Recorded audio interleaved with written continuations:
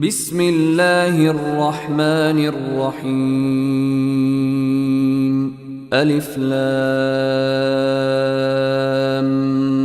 ميم ذلك الكتاب لا ريب فيه هدى للمتقين الذين يؤمنون بالغيب ويقيمون الصلاة ومما رزقناهم ينفقون والذين يؤمنون بما أنزل إليك وما أنزل من قبلك وبالآخرة هم يوقنون أولئك على هدى من ربهم وأولئك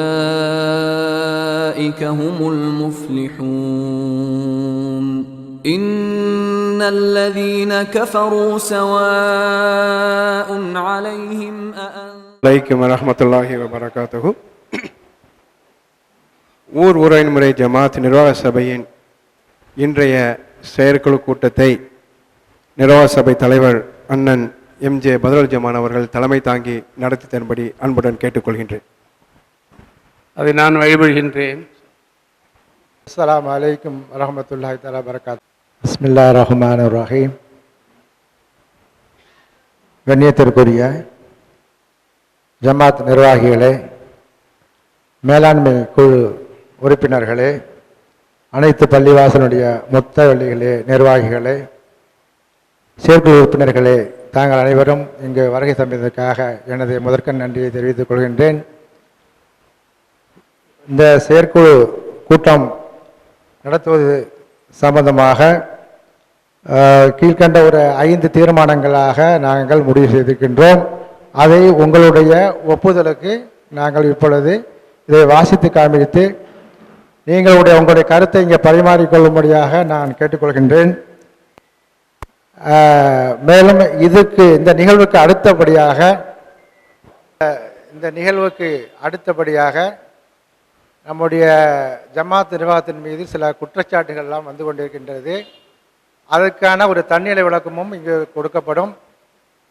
இன்ஷா அல்லாஹ் நாங்கள் அனைவரும் பொறுமை காத்து அமைதியாக இருந்து இந்த கூட்டத்தை சிறப்பாக நடத்தி கொடுக்கும்படி அன்போடு கேட்டுக்கொள்கின்றேன். அஸ்ஸலாமு அலைக்கும் வரஹ்மத்துல்லாஹி தஆலா பரகாத்துஹு. அனைத்து நிகழ்வுகளும் பதிவு செய்யப்படுகிறது.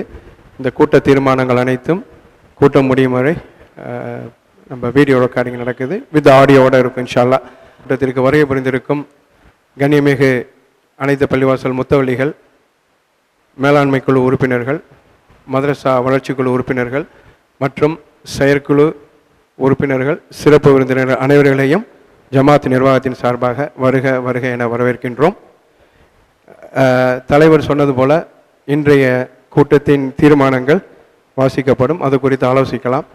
கடந்த கூட்டத்தில் நிறைவேற்றப்பட்ட தீர்மானத்தின் நிலைப்பாடுவை தெரிவித்துக் கொள்கிறோம். கடந்த 16/1/2024 அன்று பொதக்குடி ஆட்டோ ஓட்டுநர்கள், ஆட்டோ உரிமையாளர்கள் கூட்டத்தில் ஏற்படுத்திய தீர்மானத்தின் அடிப்படையில் நமதூரில் ஆட்டோ கட்டணம் மற்றும் விதிமுறைகள் ஒழுங்குபடுத்தப்பட்டுள்ளது. அதை நம் பொது அறிவிப்பாக மக்களுக்கு, ஜமாத்தார்களுக்கு நம்ம நோட்டீஸ் அடித்து நம்ம வாட்ஸ்அப் எல்லா தகவல்களையும் நம்ம தெரிவிச்சிட்டோம். ஸோ அதுதான் நிலைப்பாடு. அதற்கடுத்த மாதிரி இன்றைய கூட்டத்தின் அஜெண்டா என்னன்னு சொன்னால், எதிர்வரும் நோன்பு கால சிறப்பு நிகழ்ச்சிகள் குறித்து ஆலோசிக்க உள்ளோம். கடந்த வருடம் போல் இந்த வருடமும் இன்ஷா அல்லாஹ் இதில் உள்ள சொல்லிடுவோம் அப்படியே. சரி, இன்ஷா அல்லாஹ் நமது நிர்வாகத்தை திருவாரூர் மத்திய பல்கலைக்கழக மாணவர்கள் மற்றும் ஆசிரியர்கள் சென்ற வருடம் போல் இந்த வருடமும் அணுகி அவர்களுக்கு தேவையான சகர் உணவை ஏற்பாடு செய்துமாறு கோரிக்கை வைத்துள்ளார்கள். அது குறித்து கடந்த வாரம் அவர்களோடு ஆலோசித்தோம். மொத்தம் 177 மாணவர்களுக்கான சகர் உணவை கடந்த வருடம் செய்து கொடுத்தது போல் இந்த வருடம் செய்து கொடுக்குமாறு கேட்டுக்கொண்டுள்ளார்கள். அல்ஹம்துலில்லாஹ் கடந்த வருடம் மிக சிறப்பாக ஆவரேஜ் சராசரியாக 175 மாணவர்களுக்கு நமது ஜமாத் நிர்வாகத்தின் மூலமாக சகர் உணவு அடியக்கமங்கலத்திலிருந்து சாப்பாடு தயார் செய்து காலை 3:30 மணி அளவில் அவர்களுக்கு டெலிவரி செய்யப்பட்டது. அந்த ஏற்பாடை மிகவும் அங்கிருந்த மாணவர்கள், மாணவிகள், 3 ஆசிரியர் பெருமக்கள் அனைவரும் ரொம்ப விரும்பி மகிழ்ச்சியோடு அதை ஏற்றுக்கொண்டார்கள். அதே மாதிரியான ஏற்பாடை இந்த வருடமும் புதிதாக வந்திருக்கும் இஸ்லாமிய மாணவர்களுக்கும் சேர்த்து நம்மளிடம் 177 மாணவர்களுக்கான பட்டியலை கொடுத்துள்ளார்கள். மாணவர்களின் விவரம், எந்த பகுதியை சேர்ந்தவர்கள், கேரளா, காஷ்மீர் அப்படின்னு சொல்லிட்டு இருக்கு, அந்த கம்ப்ளீட் அந்த பட்டியலையும் கொடுத்துள்ளார்கள். கேட்டு நமக்கும் இந்த தடை செய்து தருமாறு கோரிக்கை வைத்துள்ளார்கள். அது குறித்து நமது ஜமாத் சென்ற வருடம் போல இப்பொழுது நம்ம ஆலோசிப்போம். நாங்கள் தெளிவாக கூறியுள்ளோம், எங்களுடைய செயற்குழு கூட்டத்தில் ஆலோசிக்கப்பட்டு இது ஒப்புதல் கிடைத்தால் இதை இன்ஷா அல்லாஹ் இந்த வருடம் செய்து தருவோம் என்று உறுதியளித்து உள்ளோம். அது குறித்து கண்ணியமே உறுப்பினர்கள் தங்கள் கருத்துக்களை சொல்லலாம். இந்த வருடமும் சகர் உணவுக்கான ஏற்பாடுகளை நமது ஜமாத் நிர்வாகத்தின் மூலம் செய்து கொடுக்கலாமா? இன்ஷா அல்லாஹ். இதில் என்னன்னு சொன்னால், போன வருஷத்தை விட இந்த வருஷம் கொஞ்சம் காஸ்ட் டிஃப்ரெண்ட் இருக்குது விலையில். ஒவ்வொரு மாணவர்களும் அவங்களுடைய பங்களிப்பாக ரூபாய் 80 ரூபா கொடுப்பாங்க. அதற்கு மேலதிகமாக வர செலவுகளை நம்மளுடைய கான்ட்ரிபியூஷன்ஸ் அப்படியா போட்டு செஞ்சு கொடுத்துருந்தோம்.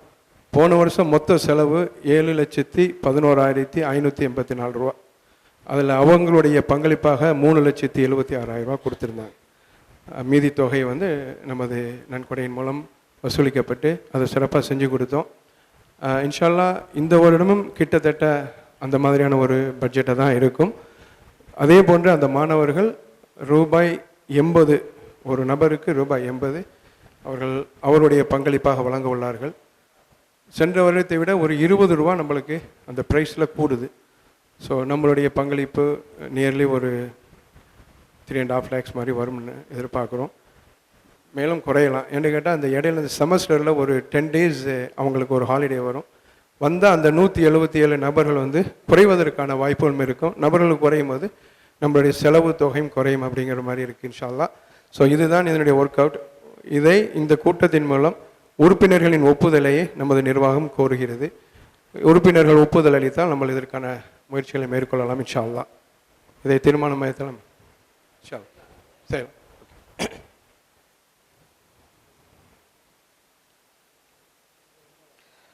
அடுத்தது 3வது வருடம் இஃப்தார் உணவு வழங்கும் நிகழ்ச்சி, அதாவது இஃப்தார் பார்ட்டி வைக்கிறது. ஒரு சமூக நல்லிணக்கமாக நமது திருவாரூர் மாவட்டத்தில் மிகவும் பிரபல்யமாக பேசப்படுகின்ற ஒரு இஃப்தார் நிகழ்வு புதக்குடியில் கடந்த 2 வருடமாக நடைபெற்று வந்திருக்கிறது. இந்த வருடமும் 3வது வருடமாக இந்த வருடமும் இஃப்தார் நிகழ்ச்சிகளை நடத்துவது குறித்து உறுப்பினர்கள் தங்கள் கருத்துக்களை தெரிவிக்கலாம் இன்ஷா அல்லாஹ்.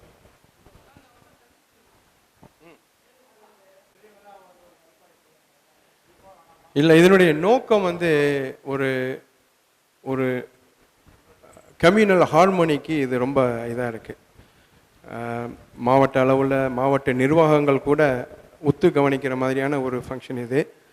அரசியலாக போயிடக்கூடாது. அதே நேரத்தில் அரசியல் சார்புடையவர்கள், மாற்று மத சகோதரர்கள் தான் இதில் நம்மளோட பார்ட்டிசிபேட் பண்ணுறாங்க. அதை தவிர்த்து சுற்றுப்புற கிராம கமிட்டி நிர்வாகிகளும் இதில் கலந்துக்கிறாங்க. சென்ற வருடம் நியர்லி 1000 டேபிள்ஸ் அப்படின்னா கிட்டத்தட்ட ஒரு 2500 பேருக்கான ஒரு இஃப்தார் நிகழ்ச்சிகள் ஏற்பாடு செய்யப்பட்டது. ரொம்ப சிறப்பாக இருந்தது. கொஞ்சம் சிரமந்தான், நிர்வாகிகள் களப்பணி ஆற்றுற சமூக ஆர்வலருக்கு கொஞ்சம் சிரமந்தான். ஆனால் சிறப்பாக வெளியில் சிலாகித்து பேசப்பட்ட ஒரு நிகழ்வு. அதை தொடர்ந்து திருவாரூர் மாவட்ட ஐக்கிய ஜமாத் கூட்டமைப்பிலையும் இது குறித்து ஆலோசித்தாங்க. மாவட்ட அளவில் புதக்குடியில் செய்கிறாங்களே, இதே மாதிரி நம்ம செஞ்சேன்னா ஒவ்வொரு ஊரில் அப்படிங்கும்போது, ஸோ அதில் நம்ம கலந்துக்க முடியல. அந்த ஆலோசனையெல்லாம் நம்மளே இங்கே பண்ணுறதுனால அது இரட்டிப்பு செலவாகும் அப்படிங்கிற அடிப்படையில் நம்ம சொன்னோம். அங்கே திருவாரூர் கூட்டமைப்பிலையுமே இது ரொம்ப நல்ல ஒரு விஷயமா இருக்குது அப்படிங்கிற மாதிரி. ஒன்றும் சொல்லப்போனால் கூத்தாநல்லூர் நிர்வாகத்திலே நம்மளை தொடர்பு கொண்டு நீங்கள் இந்த மாதிரியான ஃபங்க்ஷனை ஏற்படுறீங்க, ரொம்ப நல்லா இருக்குது. எங்களுக்கு அது ஒரு இப்போ எங்கள் நிர்வாகத்துக்கு நிறையா கோரிக்கை வருது, நீங்களும் ஏன் செய்ய மாட்டேங்கிறீங்க அப்படிங்கிற அளவுக்கு ஒரு இதாக தான் பார்க்கப்படுது. இதில் யார் நீங்கள் ஏன் நெகட்டிவாக பார்க்குறீங்க, இதில் ஏன் வேணாங்கிறீங்க? மற்ற சகோதரர்கள் எதுவும் மானா டு பி எக்ஸாக்ட் எனக்கு தெரியல, நியர்லி 2 பாயிண்ட் சம் வந்துச்சு, 270 2 இது மாதிரி வந்தது.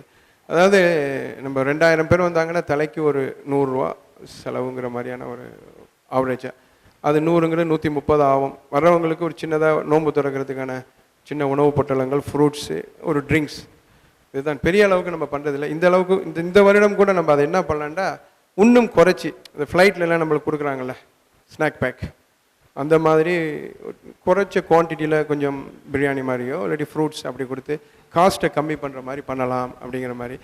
இது முக்கியமாக அந்த ஒன்று கூடல் அப்படிங்கிறது தான் இதில் ஹைலைட்டாக இருக்குது நாங்கள் நம்புகிறோம்.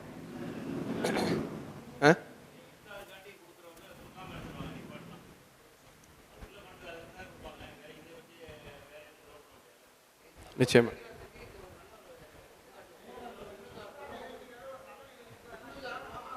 இப்போது உள்ள சூழ்நிலை மாற்று மத சகோதரர்களோட நம்ம ஒரு இணக்கமான ஒரு இதை உண்டாக்குறதுக்கு இதுவும் ஒரு பிளாட்ஃபார்மாக இருக்குது அப்படிங்கிறது தான்.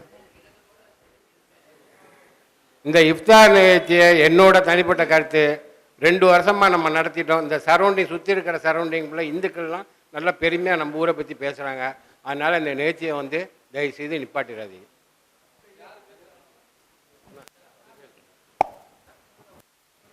அஸ்ஸலாமு அலைக்கும். இந்த இஃப்தார் நிகழ்வுக்கு டோனர் அடிக்க விரும்புபவர்கள் மற்ற எந்த இதுக்கும் விஷயத்துக்கும் கொடுக்குறதா இருந்தால் கூட இதை நிப்பாட்டிடுவாங்க. அதனால் இந்த பணத்தை வச்சு வேறு எந்த இதுவும் செய்ய முடியாது. இது என்னுடைய கருத்து.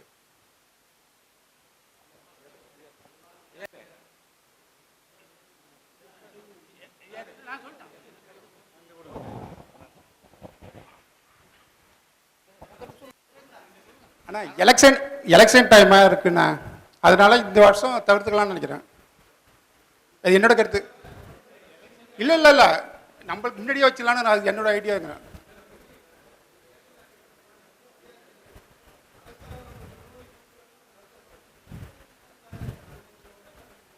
ஆனால் இந்த வருஷம் கொடுக்க மாட்டாங்க. என்னோட சஜஷன் அது இந்த வருஷம் சஜஷன் அதான்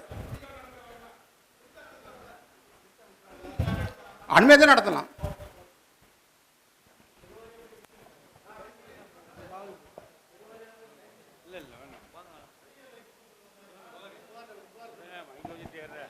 அஸ்ஸலாமு அலைக்கும். ராமத்துறை சொன்ன மாதிரி அனுமதி கிடைச்சி தான் நடத்துவோம் இன்ஷா அல்லாஹ். எல்லாரும் துவா செய்யுங்க.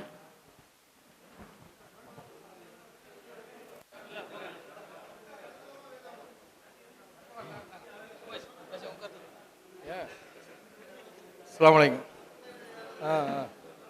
ஏன் இஃப்தார் நடத்தலாம் தானே எப்போதும் போல?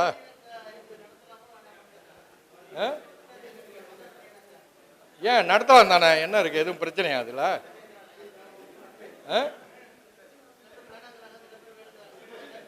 இல்லை இல்லை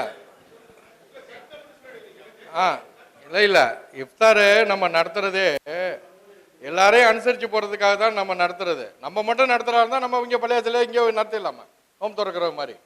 நம்ம பொதுவாக நடத்துறது எல்லாரையும் நம்ம அனுசரித்து வருஷத்துக்கு ஒருத்தர நம்ம கூப்பிட்டு ஒரு நல்லிணக்கம் தானே அது.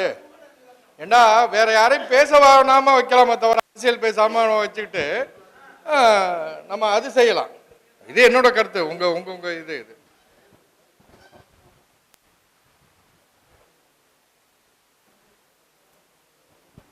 அஸ்ஸலாமு அலைக்கும். அந்த இஃப்தார் நிகழ்ச்சி நடத்தலாம். ஆனால் அந்த கட்சி லெவலுக்கு போகாமல், அந்த எம்எல்ஏ கலெக்டரு அந்த அளவுக்கு போகாமல் நம்ம சுற்று வட்டாரத்தில் உள்ள மாற்று மற்ற சகோதரர்கள் அனைவரும் அழைத்து இந்த மாதிரி சிறப்பாக நடத்தலாம், எப்போதும் போல நடத்தலாம். ஆனால் கட்சி லெவலுக்கு போகாமல் அது பார்த்துக்கிட்டா நல்லதாக இருக்கும். அது என்னோட கருத்து.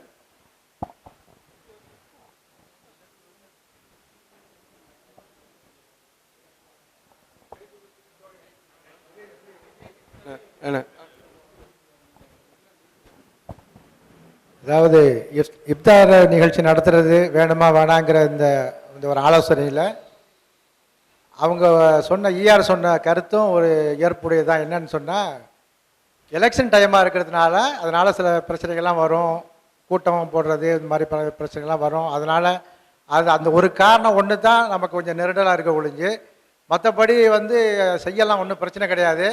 அதுக்கான முறையான அனுமதி வாங்கிக்கிட்டு நம்ம ஒரு பெரிய பெரிய ஆளுங்களாம் நம்ம கூப்பிட்டுருந்தா கூட அந்த எலெக்ஷன் டயத்தினால அவங்க வந்து இங்கே வர முடியாத ஒரு சூழ்நிலை கூட ஏற்படலாம். புரியுங்களா? அந்த மாதிரி சூழ்நிலை ஏற்படும். அதெல்லாம் நம்ம வர்றவங்க மட்டும் நம்ம ரிசீவ் பண்ணிவிட்டு பாக்கி இந்த பக்கத்து உள்ள கிராமத்தில் சைடில் உள்ள கிராமத்தில் எல்லாரையும் கூப்பிட்டு அழைத்து நம்ம இந்த இதை நடத்தலானுங்கிறது என்னுடைய விருப்பம். செய்யலாம், செஞ்சால் நல்லா இருக்கும். அது பார்க்குறதுக்கும் ஒரு இதாக இருக்குது. நமக்கு வேண்ட ஒரு நம்ம ஊருக்குன்னு ஒரு பேரும் ஆயிடுச்சு.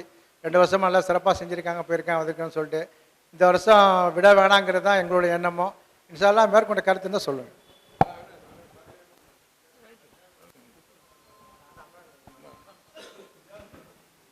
அஸ்ஸலாமு அலைக்கும் வரஹ்மத்துல்லாஹி வபரகாத்துஹு. கடந்த 2 வருடங்களாக நடைபெற்று கொண்டிருக்க இந்த இஃப்தார் நிகழ்ச்சியுடைய பலன் நம்ம அனைவருக்குமே நன்கு விளங்கும். இதில் அரசியல்லாம் ஒன்றும் தேவையில்லை. யார் முக்கியமாக எம்எல்ஏ இருக்கவங்களோ அவங்கள கெஸ் பண்ணி நம்ம அழைச்சி வரோம், அவங்களுக்கு ஆனர் பண்ணுற மாதிரி. அதே சமயத்தில் இப்போ உள்ள சூழ்நிலையில் மனித நேயம் பிரதிபலிக்குது, அதில் அதான் முக்கியம். இப்போ உள்ள சூழ்நிலையில் மனித நேயம் முக்கியம். அனைத்து சமுதாயத்திനും வந்து கலந்துக்கிறது. இது கட்சி அதெல்லாம் கத்திரிக்கலாம் அதெல்லாம் தேவையில்லை. ஒரு ஹானர் பண்ணுறது தான், வேற ஒன்றும் கிடையாது. அதனால இது அவசியம் நடத்தியாகவும் இதை வந்து கவர்மெண்ட் லெவலில் இந்த பொதக்குடியில் மனித நேயம் அதிகமாக இருக்குங்கிறது எடுத்துக்காட்டாக இருக்கும். அதனால இதை கண்டினியூ பண்ணிக்கலாம்.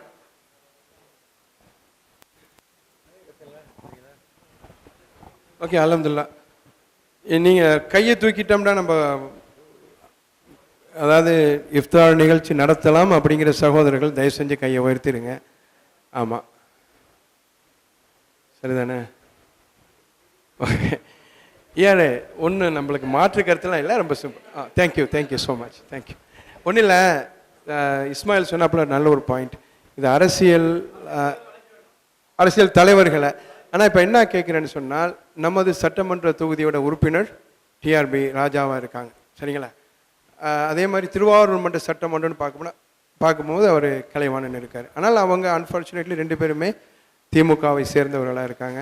சென்ற முறை முன்னாள் அமைச்சர் ஆர் காமராஜை கூட போய் நாங்கள் நேரில் பார்த்து பேசிட்டு வந்தோம். அதே மாதிரி எம்எஸ் செல்வராஜ் அவங்க எம்பி, அவரே நாங்கள் அழைச்சிருந்தோம். அவர் வந்துட்டு கடைசியில் அவர் பார்லிமெண்ட் போகணும் அப்படின்னு சொல்லிட்டு போயிட்டாப்புல. ஆனால் நீங்கள் சொன்ன மாதிரி கலெக்டர்ஸ்லாம் வந்து அவங்க கவனிக்கிறாங்க, வரதை தவிர்த்துக்கிறாங்க. இதில் எதுவும் கம்யூனல் இது வந்துடுமோ அப்படிங்கிற மாதிரி. ஆனால் அவங்கள நேரில் பார்க்கும்போது அவங்க வரேன்னு சொல்கிறதுன்னு அவங்களுடைய ஒப்புதலின் அடிப்படையில் தான் நம்ம அழைப்பு இதெல்லாம் பேரெல்லாம் நம்ம போடுறோம். அவங்கள்ட்ட கேட்டுட்டு தான் போட்டிருக்கோம். அவங்க ஒப்புதல் அளித்த பிற்பாடு சில சூழ்நிலைகளுக்காக அவங்க தவிர்த்துக்கிறாங்க. இதே ஃபார்மேட்டில் தான் போகிற மாதிரி இருக்கும். இப்போ நம்ம தொகுதியோட எம்எல்ஏ அப்படின்னு சொன்னால் டிஆர்பி அழைப்புறதுல தப்பு இருக்கா ராஜாவை? அது கட்சின்னு நம்ம நினைக்கிறோமா, இல்லாட்டி நம்ம தொகுதியோட சட்டமன்ற உறுப்பினர் ப்ளஸ் அமைச்சர் அப்படிங்கிற அடிப்படையில் நம்ம பார்க்குறோமா? சொல்லுங்கள் இஸ்மாயில். அந்த அடிப்படையில் தாராளமாக கூப்பிடலாம். ஒரு ஒரு ஒரு கருத்தையும் கூட போன வாரம் நாங்கள் ஒரு சின்ன சர்க்கிளில் ஆலோசனை பண்ணும்போது விடுதலை சிறுத்தைகள் கட்சி தலைவர் திருமாவளவனை கூட நீங்கள் அழைங்க அப்படிங்கிற மாதிரி ஒன்றாங்க. நாங்கள் இமீடியட்டாகவே சென்னையில் அவருடைய பர்சனல் பிஏ 2வது செக்ரட்டரி ஒருத்தர் இருக்கார், அவர்கிட்ட பேசும்போது வாய்ப்பு இருக்கும் பேசுவோம் அப்படின்னு சொன்னாங்க. ஸோ நீங்கள் இந்த செயற்குழு எங்கள் நிர்வாகத்துக்கு அங்கீகாரம் கொடுத்தால் யாரை அழைச்சிட்டு வருது யாரை அழைச்சிட்டு போகிறதுக்கான முடிவு எடுக்கிறதுக்கு நாங்கள் இந்த நிர்வாகிகளுக்கு ஒப்புதல் அளிக்கிறோம்னு நீங்கள் ஒப்புதல் கொடுத்தீங்கன்னா யார் வரத்துக்கான சூழ்நிலையில் இருக்காங்களோ அவங்கள நம்ம ஏற்பாடு பண்ணி அந்த ஃபங்க்ஷனை கொண்டு போகலாம் இன்ஷா அல்லாஹ். அதுக்கான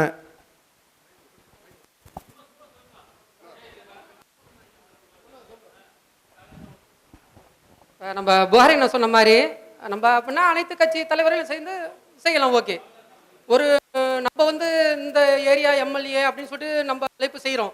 அது வெளியில் பார்க்கும்போது கட்சி அரசியல் அந்த மாதிரி போயிடுது. அதனால புகாரி நான் சொன்ன மாதிரி நம்ம அனைத்து கட்சி தலைவரையும் கூப்பிடுவோம், அது பொதுவாக போயிடும். அந்த மாதிரி ஓகே வந்து கலந்துக்கட்டும் அந்த மாதிரினா ஓகே. ஓகே, அஸ்ஸலாமு அலைக்கும்.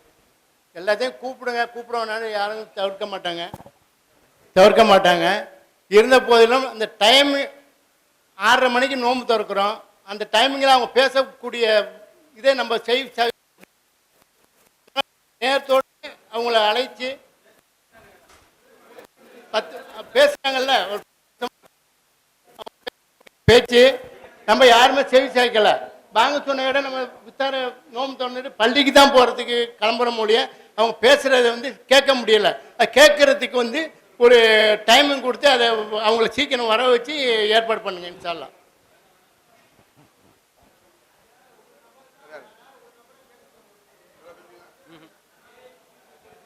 கிராண்டட்னு எடுத்துக்கோமா, நாங்கள் நிர்வாகத்துக்கு இந்த செயற்குழு கூட்டம் அனுமதி வழங்குது அப்படின்ட்டு. ஓகே, அல்ஹம்துலில்லாஹ். மூணாவதாக நோன்பு பெருநாள் தொழுகை, திரள் தொழுகை கடந்த 3 வருடமாக செய்கிறோம் நம்ம நினைக்கிறேன். கொரோனாவுக்கு பிற்பாடு பெருநாள் தொழுகைகள் நோன்பு பெருநாள் தொழுகையை திரள் தொழுகையாக நடத்துவது குறித்து ஆலோசிக்கப்படும். நடத்தலாமா, செய்யலாமா? சென்ற ஹஜ்ஜி பெருநாள் தொழுகைக்கு ஒரு பிரச்சனை ஏற்பட்டது, எல்லாருக்கும் தெரியும். அதில் ஒரு தரப்பினர் பள்ளிவாசலை அனைத்தையும் நீங்கள் திறக்கணுங்கிற மாதிரியான ஒரு சட்ட ரீதியாக கூட நாங்களுக்கு பண்ணுவோங்கிற மாதிரிலாம் போய் காவல்துறையில் புகார் அளித்து இறுதியாக பீஸ் மீட்டிங் வட்டாட்சியர் தலைமையில் நடைபெற்றுச்சு மன்னார்குடியில் பெருநாளுக்கு முதல் நாள். அப்போ இறுதியாக ஆர்டிஓ தலைமையில் நடந்த அந்த கூட்டத்தில் அந்த புதக்குடி ஜமாத் என்ற நிர்வாகம் எடுக்க முடிவுக்கு அனைவரும் கட்டுப்படணும் அப்படிங்கிற மாதிரி அவங்கள்ட்டையும் கையெழுத்து வாங்கிட்டாங்க. பண்ணி அவங்கள்ட்ட கேட்டாங்க, இந்த மாதிரி தொழ விருப்பம் உள்ளவங்களுக்கு நிர்வாகம் ஒரு வசதி ஏற்படுத்தி கொடுக்கணும் அப்படின்னு வரப்போகும்போது அதையும் நம்ம ஒப்புக்கொண்டு ஃபாத்திமா பள்ளிவாசலில் ஆண்களும் தொழுகலாம் அப்படிங்கிறத நாங்கள் ஒப்புதல் அளித்து கையெழுத்திட்டோம். அப்புறம் அவங்க கேட்டாங்க, எங்களுக்கு வர்ற கூட்டத்துக்கு அந்த இடமே பத்தாது அப்படின்னாங்க. மாடியிலே ஒரு 350 பேர் தொழுவதுக்கான இடம் இருக்குது, நாங்கள் அதையுமே ஆண்களுக்காக ஒதுக்கி தரோம் அப்படின்னு சொல்லிட்டு அதை கொடுத்து. ஸோ முழுமையாக ஃபாத்திமா பள்ளிவாசல் ஆண்கள் தொழுவதற்காக ஒப்புதல் அளிக்கப்பட்டு செய்யப்பட்டது. அந்த பீஸ் மீட்டிங் இன்னுமே அந்த ஒப்புதல் சைன் பண்ணது இருக்குது இருதரப்பார்களும். ஸோ அதையே நம்ம இந்த தரையும் நம்ம நடைமுறைப்படுத்தலாம் இன்ஷா அல்லாஹ். சரிதானே?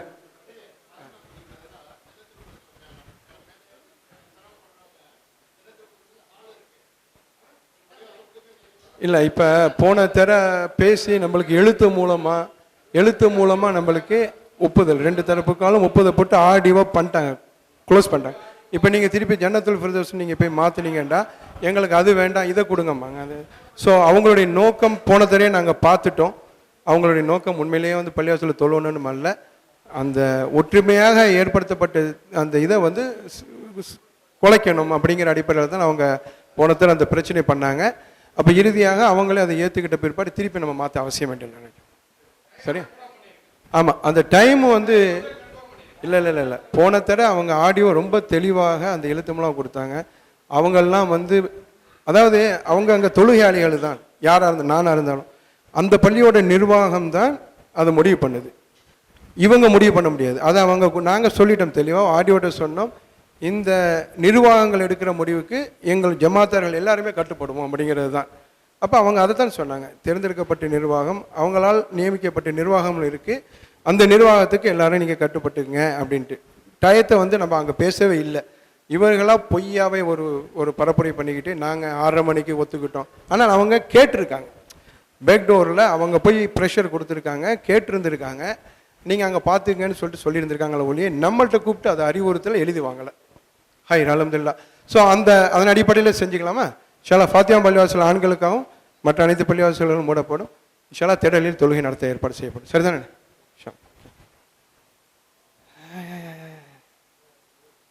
என்னண்ணே? ஆமாம். அடுத்தது இந்த ஹிஸ்பு, நம்ம நோன்பு காலங்களில் ஹிஸ்பு கொடுக்குற அந்த சிற்றுண்டி, போன வருடமும் இதை தீர்மானமாக நம்ம நிறைவேற்றியிருந்தோம். இது தராவி தொழுகை முடிந்ததோட பொட்டலங்களாக அவங்க கையில் கொடுத்துடுறது, கேரி பேக்.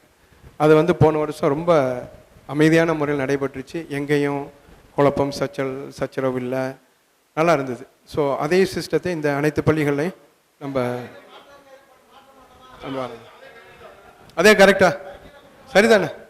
பொட்டலங்களாக தராவி தொழுகை புனிச்சதோட அது குரான் ஓதி அப்புறம் இல்லை, தராவி தொழுகை முடிஞ்சதோட அவங்களுக்கு கொடுத்துடுறது.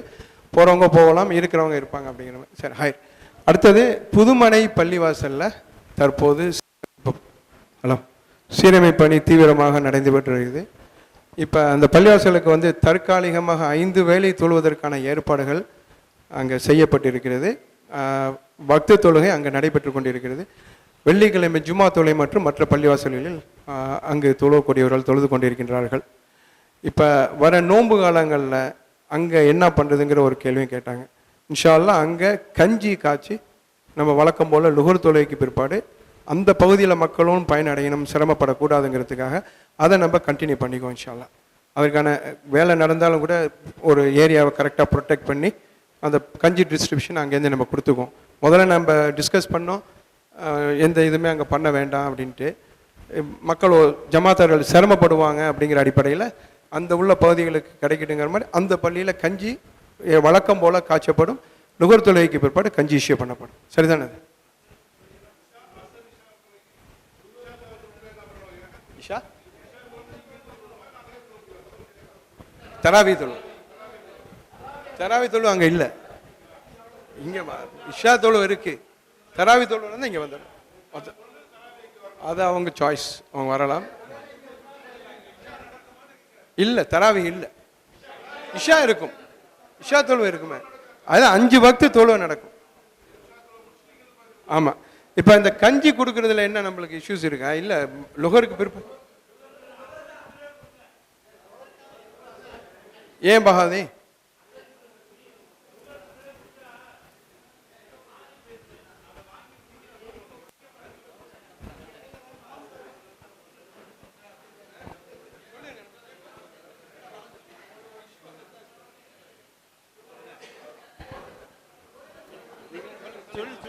சொல்லுங்க, நீங்க பேசுங்க, எனக்கு மைக்கு பிடிச்சலாம் இல்லை. அஸ்ஸலாமு அலைக்கும். லுகருக்கு பிறகு கஞ்சி ஊற்றுறது, அசருக்கு பிறகு கஞ்சி ஊற்றுங்க. அந்த அசருக்கு பிறகு கஞ்சி ஊற்றுனா சூடாக இருக்கும், பொண்டு குடிக்கிறதுக்கு கரெக்டாக இருக்குங்குதுவோ. லுகருக்கு பிறகு நம்ம கஞ்சி ஊற்றுனோம்னா ஆறி போயிடுது, அதை யாரும் குடிக்க மாட்டேது. ரஹ்மத்துல்லாஹி தஆலா பரக்காத்துஹு. நான் சொல்ல வந்த இந்த செய்தி என்னன்னு கேட்டிங்கன்னா, ஏற்கனவே தராவியா தொழுவை 8 இஷாவுடைய வக்து 8:30 மணிக்கு 8:45க்கு தராவி ஆரம்பிப்போம். இப்போ நிர்வாகத்தில் சொன்னாங்களா, இஷா தொழுதுவிட்டு எங்கே, அதாவது புதுமணி பள்ளியை தொழுதுட்டு நீங்கள் எந்த பள்ளியில் வேணாலும் தொழுதுக்கலான்டா. அதே 8:45க்கு 8:30க்கு தொழுதுட்டு 8:45க்கு வரத்துக்குள்ளே அவங்களுக்கு போதுமான டைம் இருக்குமா என்னால் அந்த டைம் போதுமானதாக வச்சுக்கலாம். அப்படி இல்லைண்டா 5 நிமிஷம் 10 நிமிஷம் தள்ளி வைங்க. அங்கேருந்து வந்து தயாரித்து ஜாயின் பண்ணவங்களுக்கு அது சேர்றதுக்கான வாய்ப்பை கரெக்டாக கொடுக்கணும்.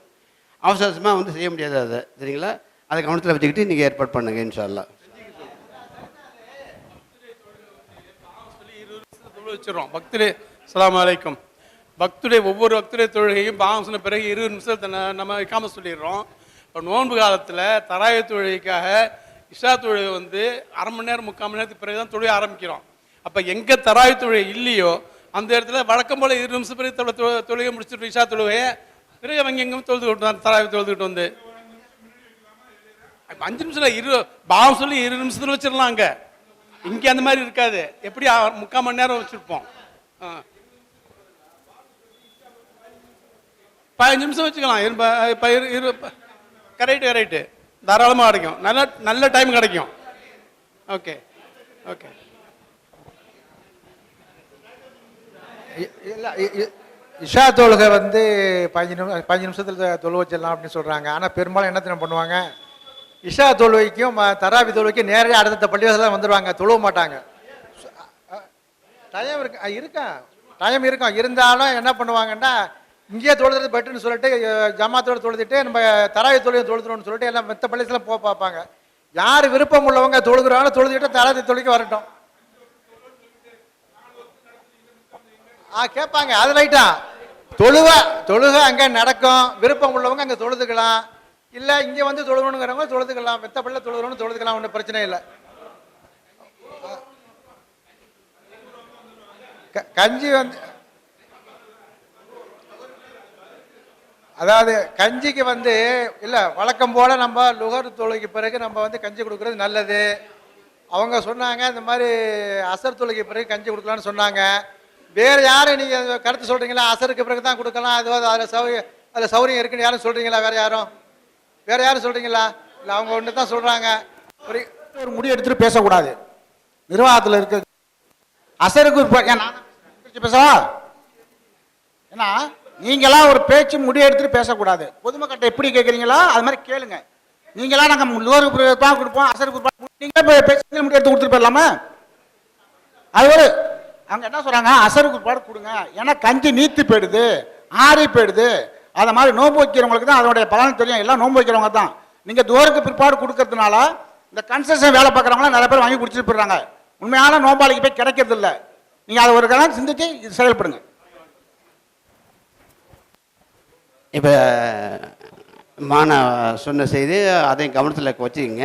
அதே நேரத்தில் லொஹருக்கு கஞ்சி கொடுக்கறதுக்கும் அசருக்கு கொடுக்கறதுக்கும் உள்ள வித்தியாசத்தை நான் உங்களை எனக்கு தெரிஞ்ச கருத்தை இங்கே பதிவு வைக்கிறேன் தெரிஞ்சுங்க. ஏன்னா லொஹருக்கு பிறகு கொடுத்துட்டோம்னா அதிகபட்சம் 2:30 மணிக்குள்ள எல்லார் வீட்டுக்கும் கஞ்சி போய் சேர்ந்துடும்.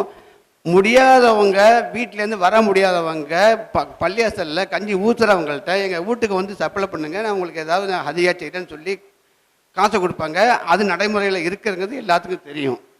அசருக்கு பிறகு கஞ்சி ஊற்றுனீங்கன்னா இவன் கஞ்சியை போய் கொடுக்கறதுக்கு மகரிபு ஆகிடும், அந்த வீட்டில் கஞ்சியை கிடைக்காம போயிடும். ஒன்று. ரெண்டாவது, அசருக்கு பிறகு வீட்டில் வடை பஜ்ஜி இது மாதிரி பட்சணங்கள் வாங்கிறதுக்காக கிட்டத்தட்ட 80% மக்கள் ரோட்டில் தான் நம்ம பார்க்க முடியும். கஞ்சியை வாங்கிறதுக்காக விளையாட நிற்க முடியாது. இப்போ இந்த மாதிரி சூழ்நிலையை எப்படி சமாளிக்கிறதுங்கிறத நீங்கள் முடிவு சொல்லுங்கள்.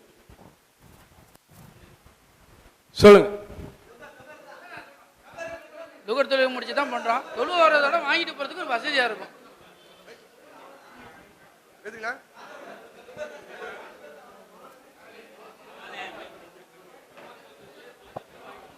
அஸ்ஸலாமு அலைக்கும்.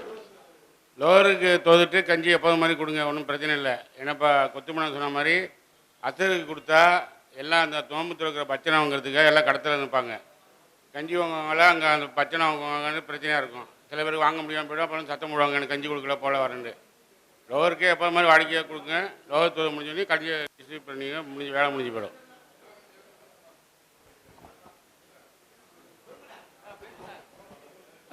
அஸ்ஸலாமு அலைக்கும்.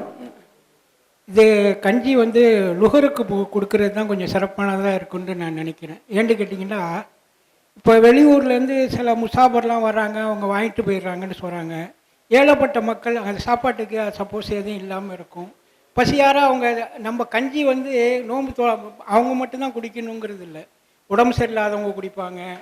மற்றபடி இந்த மாதிரி ஏழை எளிய மக்கள் வெளியூர்லேருந்து வர்ற மக்கள் அவங்க அந்த நேரத்தில் வாங்கி குடிப்பாங்க.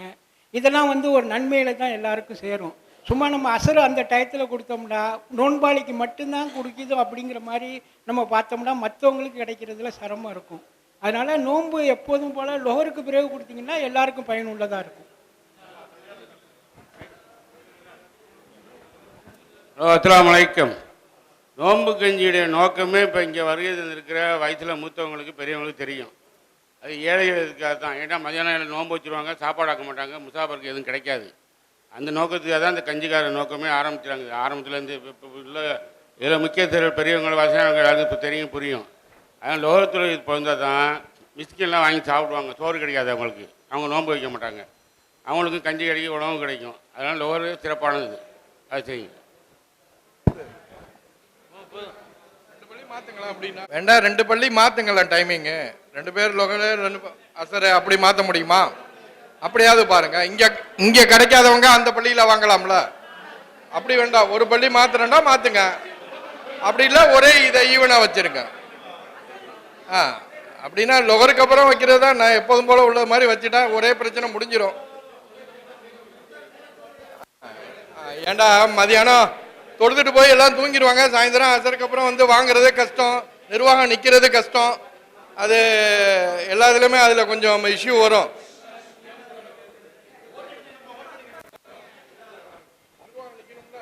ஹலோ அஸ்ஸலாமு அலைக்கும். எல்லாரும் ஒரு மனதாக துகத்துளைக்கு பிரேகப்பாடு கஞ்சி கொடுக்கணும்னு சொல்கிறீங்க. சரி, ஓகே, நான் அதை ஏற்றுக்கிறேன். நிர்வாகத்தில் பள்ளி நிர்வாகத்தில் உள்ள நீங்கள் இந்த பண்டாரி பசங்க என்ன அநியாயம் பண்ணுறாங்கல்ல, இந்த இடத்துல போய் பாருங்கள். அதை முதல்ல கவனிங்க.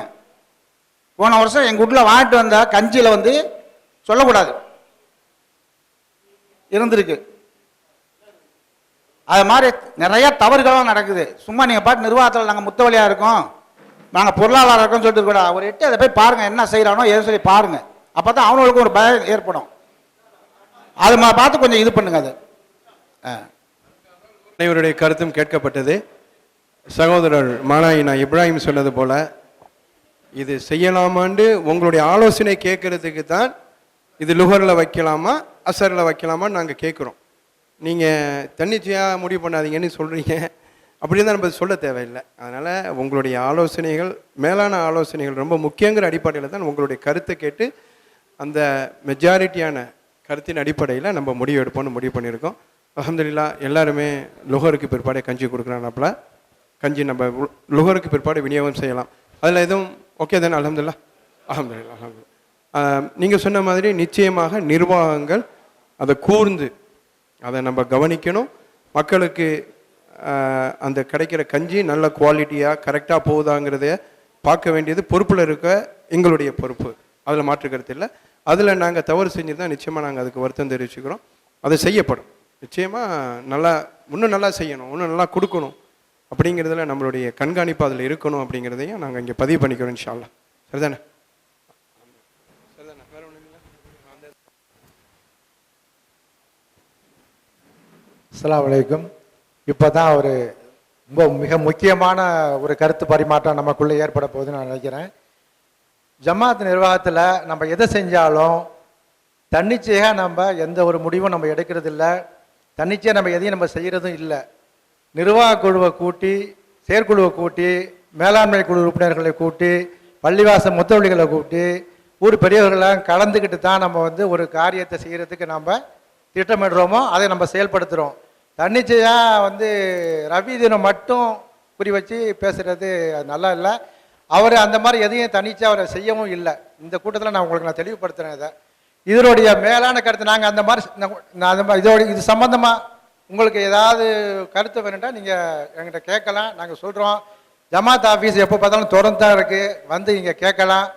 இங்கே வந்து நாங்கள் அந்த மாதிரி எதுவும் செயல்பட்டிருக்கோமா, அந்த மாதிரி நாங்கள் உங்களுக்கு பிடிக்காத சில விஷயங்கள் நாங்கள் செஞ்சுருக்கோமா, இல்லை உங்களை கேட்காம நம்ம எதுவும் செஞ்சுருக்கோமா, தீர்மானம் போடாமல் நம்ம எதுவும் செஞ்சுருக்கோமா, யார்ட்டையும் கையெழுத்து வாங்காமல் நம்ம எதுவும் பண்ணியிருக்கோமா அப்படிங்கிறத வந்து நீங்கள் தான் சொல்லணும். இது வந்து நீங்கள் சொன்னீங்கன்னு சொன்னால் இதை நம்ம மக்களுக்கு, பொதுமக்களுக்கு, நம்ம ஜமாத்தார்களுக்கு தெளிவுபடுத்த கொஞ்சம் வசதியாக இருக்கணுங்கிறேன்.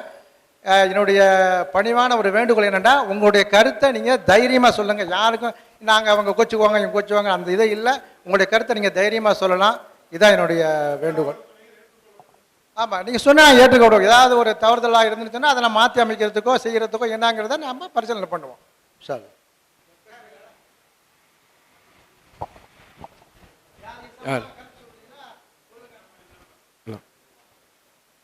நிச்சயம் இந்த முடிவு எடுக்கணுங்கிறது செயற்குள்ள உள்ளவங்களுக்கும் பொதுக்குள்ள உள்ளவங்களுக்கும் நிறையா பேருக்கும் தெரியும். வேண்டாதவங்க, விருப்பம் இல்லாதவங்க, பிடிக்காதவங்க வர சொல்லிட்டு தான் இருப்பாங்க காலம்புறா. நீங்கள் எவ்வளோ தான் நேர்மையாக இருந்தாலும் உங்களுக்கு கெட்ட பேர் தான் வரும். அதுதான் இயற்கை. எல்லா நிர்வாகத்துலையும் பள்ளியாசன் இல்லை, தர்கான் இல்லை, மதுசான் இல்லை, எதோ எந்த நிர்வாகத்தை எடுத்தாலும் குறைதூருக்கு 4 பேர் இருப்பான். கண்டிப்பாக இருப்பான். இந்த எல்லா ஊர்லேயும் இருக்கா, நம்ம மட்டும் இல்லை, எல்லா ஊர்லேயும் அப்படி தான் இருக்குது. அதனால் நம்ம செய்கிறத சரியாக செஞ்சாவது அது அல்லாஹ்க்கு பொருத்தமாக தான் செய்கிறோம். நம்ம யாருக்கும் எதுவும் இடையில கொடுக்கல, யாரையும் தவறாக செய்யலை. அவங்க என்னங்கன்னா வருத்தம் தங்களை கூப்பிடல அடைக்கிற மாதிரி ஒரு வெறுப்பில் சொல்கிறாங்க. நம்ம யாருக்கும் தனிப்பட்ட முறையில் வாய்ப்பு கொடுக்கல. பழையாத்த இடித்து துவாக்கு இருக்கிறப்ப ஜமாத் சார்பில் பொது அறிவிப்பு தான் செஞ்சோம்.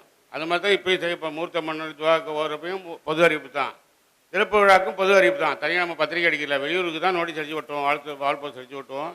ஜமாத்தில் வாட்ஸ்அப்பில் பதிவு போட போகிறோம். அதனால் எது செஞ்சாலும் குறைதுறதுக்கு 4 பேர் இருக்க தான் செய்வான். எல்லா ஊர்லேயும் உண்டு, நம்ம ஊர் மட்டும் இல்லை, எல்லா ஊர்லேயும் உண்டு, எல்லா முஸ்லீம்கள்லேயும் உண்டு. இருக்க தான் செய்யுது. அதை பற்றி கவலைப்படாதீங்க. நீங்கள் அல்லாஹ்வுக்கு பொருத்தமாக செய்கிறீங்க, அதை தொடர்ந்து செய்யுங்க. வாழ்த்துக்கிறேன், துவா செய்கிறேன்.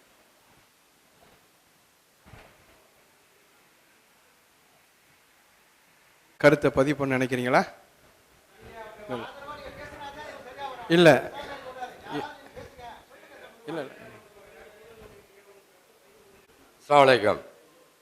நான் அதிக நாட்களாக ஊர்களே இருந்திருக்கேன். அது எல்லாரும் உங்களுக்கு தெரியும். இப்போ நம்மளுக்கு கிடைச்சிருக்க நிர்வாகம் இருக்க அருமையான நிர்வாகம்.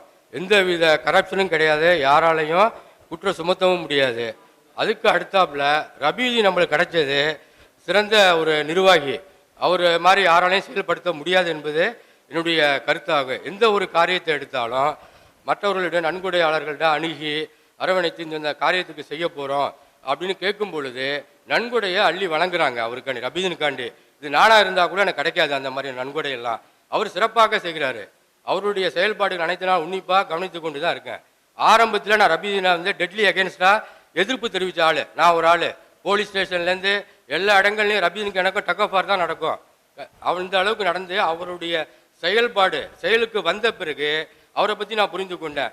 அவரை மாதிரி ஒரு நிர்வாகி நமதுக்கு இனி கிடைக்க போகிறதும் கிடையாது. நான் பல நிர்வாகிகளை நான் பார்த்துருக்கேன். எத்தனையோ ஏற்கனவே இருந்த நிர்வாகிகளை கூட நான் அதிகம் ஊரில் இருந்ததுனால அவர்களோடையும் பழகியிருக்கேன், பார்த்துருக்கேன். அவர்கள் செய்த செயல்பாடுகள் என்னங்கிறது எல்லாமே எனக்கு தெரியும். ஆனால் இவர் வந்து நம்மளுக்கு கிடைச்ச வரப்பிரசாதம் ரபீது.